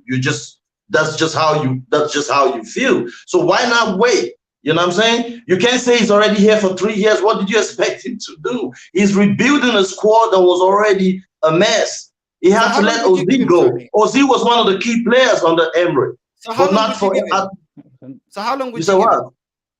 I would say, I heard the gentleman talk about if you don't get into top 4 this season, that he should go. Like I said, I respect everybody's point of view, but I don't think so. You know, I think from next season is when we should really, in all fairness, start to judge Arteta, because from next season he would have gone had his summer transfer. I heard he's going to have money to spend. He would have bought his own players and have his own team, where there will be absolutely no excuse, and then he has to deliver. And when I mean deliver, so you said we can't judge him till next season. What would he have to do next season for him to continue? Next season, I would say, hypothetically speaking, I would say I would want to see him seriously challenging for the title for the Premier League. I'm not saying he must win it, but there should be some sense of, okay, we are here now, and we should be able to beat Liverpool at home, or, you know, maybe lose away. I don't know, but you know what I mean, like compete, you know, and you know, do very well in the Champions League as well, and that would be fine. That would Can I be just okay. add one point, Tony, just really quickly, because I know Norton needs to go. So this is what really puzzles me, right? Everybody seems to say he needs to get his own players in. How many players do you need? You need a full 11 to manage a team. You do understand when a manager takes over a team, he's taking over a team. They don't give birth to those players. They're not their Good children. question. Yeah, they're not their children. You're meant to be able to manage the players and get the best out of them. If you can't do that, there's an issue, bro. So if you can't go in and improve players, then that's one query. If you need to bring in, I could do that. I could turn around and say, look, get me 11 of the world's best players. That's what I need. I need my players in. You That's can't not do management. it. Well, yeah, I understand. That's what you're saying, though. That's what you're saying right now. You're saying, because he's a manager. He's a manager. He's manage the players. He's a manager. He's a manager, and that's how he wants to work for Arsenal. For the Arsenal, he wants to give his all by having his own team, built in his own image, just like what Pep did did at Man City. Now we've seen the potential of what could happen when he's really given the free hand to do what he has. Tony, what I want to say is this, yeah? Those days are done. They finished when Arsene Wenger and Sir Alex Ferguson packed their bags. Those days are done. You don't get the time to go into a club, any club, not even take away Arsenal. You don't get the time to go into a club and completely change the starting 11 and change everything and have time. But desperate times. Football now is about winning. Football with the elite clubs is about winning now. I know, but yeah? no, and everyone that's not behaving like that aren't winning the major honors. At the end of the day, when you spend a certain amount of money, there is an expectation, as it should be. Yeah, and also, what I was going to say to you is that method of the sacking managers, it did work up to a certain point. And what I'm saying to you, when it comes to the challenge in the league now, all right, since it has, because Chelsea have sacked Conte, they have sacked what's his name, the guy, what's his name, the guy who has a cigarette every 2 minutes. Sarri. They've sacked, and they sacked Lampard, right? And then now they've got Tuchel, and all them 4 managers they sacked after they sacked Conte. There's only one manager, 2 managers won a title. And they've been at the club longer than 5 years. And that's Klopp and Guardiola. So now that thing is starting to wear out. So every 4 years, you're going to give a manager. You're going to give a manager. They're established. Hold on. So what you're telling me, what you and Tony are telling me, let me see if I'm getting this correct. What you're telling me is every 4 years, yeah. So we're gonna get a manager in. We're gonna give him 4 years to be in a title race. We're gonna give him over $250 million spent, yeah. And if it doesn't work, then what we're gonna do is we're gonna have to sell all those players again because we're gonna have to get a new manager in, and then we have to give him another $250 million, and then start, bro. That's ridiculous. That wasn't what I was saying. It probably has to do with my English, right? Because I think what I'm saying is quite clear. What I'm saying is this: there is no need to be debating and going back and forth like, oh, what's good? There's no need for this energy. There's absolutely no need for it. I get you. You keep repeating about how the standards of Arsenal and I'm looking at you. I'm pretty sure I'm older than you. I've been supporting Arsenal way before you, and I am pretty sure I know the standards of the club as well. I'm trying to say is you mentioned my age. Hold on. You mentioned my age as if that's got to do anything with supporting a football club. So I'm asking you, how old are you? Hello, am I muted or still on mute? No. Because I asked you a question. I'd like you to answer. I'm 34. But by the way, I didn't mention your age. I didn't mention your age. Hold on a sec. I'm 34. I don't mind you having your opinion, but for you to come in here while we're having this debate, why are you on my channel if you don't want to have the debate? I'm having debate. It's my channel. I'm debating. Am I not? We don't have to have this debate. You called in. That's not the point.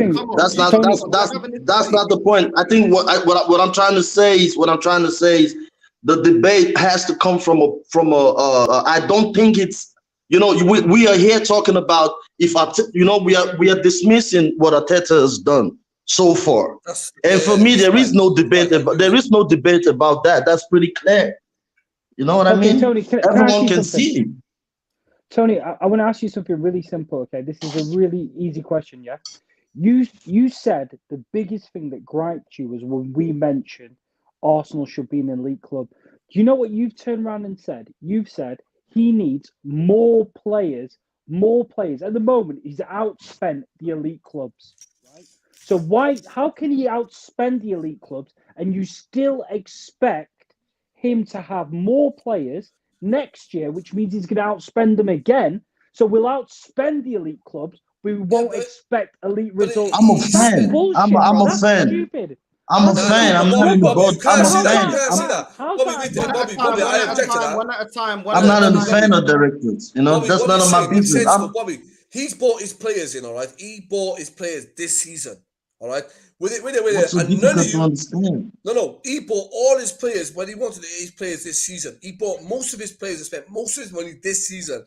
And if he gets top 4 this season, you have to give him the credit by him buying his own players, and he hasn't bought attacking players yet. Only Martin Odegaard. For him to buy a back 4 and to buy a keeper and buy Martin Odegaard, and if he gets top 4, you guys have to give him credit for that. If there's no credit, absolutely. If you can't give him credit for that, you can't tell me about giving him credit. Hold on, you ain't let me finish. You don't even know what I'm gonna say. Did I not give him credit when we beat Wolves? Did I not give him credit when we beat Watford? Did you not see my interview? So do I not give credit? So don't say I don't give credit. But there's a difference in giving credit on a one-off match, and there's a difference in me having an expectation after what Bobby said, which is he's challenging for Champions League. There's a difference in me giving credit on a one-off game and me saying that after what, like Bobby said, spending the most cash in world football and then expecting also results that match the money that's spent. What you guys are doing is, he needs this, he needs that, and he's been given the backing, which is why I haven't really spoken too much about the owner. He's got the money, but the expectation for him to also get elite results is not being matched. Like you guys want him. You guys get offended. How do we get offended with the word elite? Like I said, get offended with the word elite. No side. You know what we're gonna do? How can you get offended with the word elite? No side, gonna go now. Wrap it up, all right? And brother, I'm gonna wrap it up. Tony, thank you for coming on, and I'm gonna do a call-in show, and I want you to jump on. All right. Okay. So today's not a call. It wasn't supposed to be a call-in show. Yo, But we have a special. obviously- We got 99 Gunner too. Go call Lee Gunner. Tell him that Arteta out fans are here. So we're calling him out again. I got my brother Tony. I got 99 Gunner. What are you saying? Call your Listen, boy. Tony, thank Call you for your calling boy. in. And Thank you guys. Thank you guys. I just need to. Tony, You know my what? brother. I'm gonna plan Assalamu a alaikum, my call-in brother. show. I'm gonna plan a call-in show, 100%. and then you and everybody else that wants to call in can have their say. I have done call-in shows before, and not so many people called in, so that's why this time I wasn't really expecting it. But obviously, Fuad wanted his boy to jump on. But yeah, listen, thank you for coming on, Tony, and yeah, hopefully you can jump on for the call-in. Just show, wrap it up, bro. Anyway, wrap it up, boys. Thank you. Right, nice what's day, the mate. predictions? Go, Bobby. I'm going to say 2-1 Arsenal. Fuad? 2-0. 2-0. I'm gonna go 2-1 Arsenal. And Okay. yeah, we're out. Yeah, Safe. we're out, bro.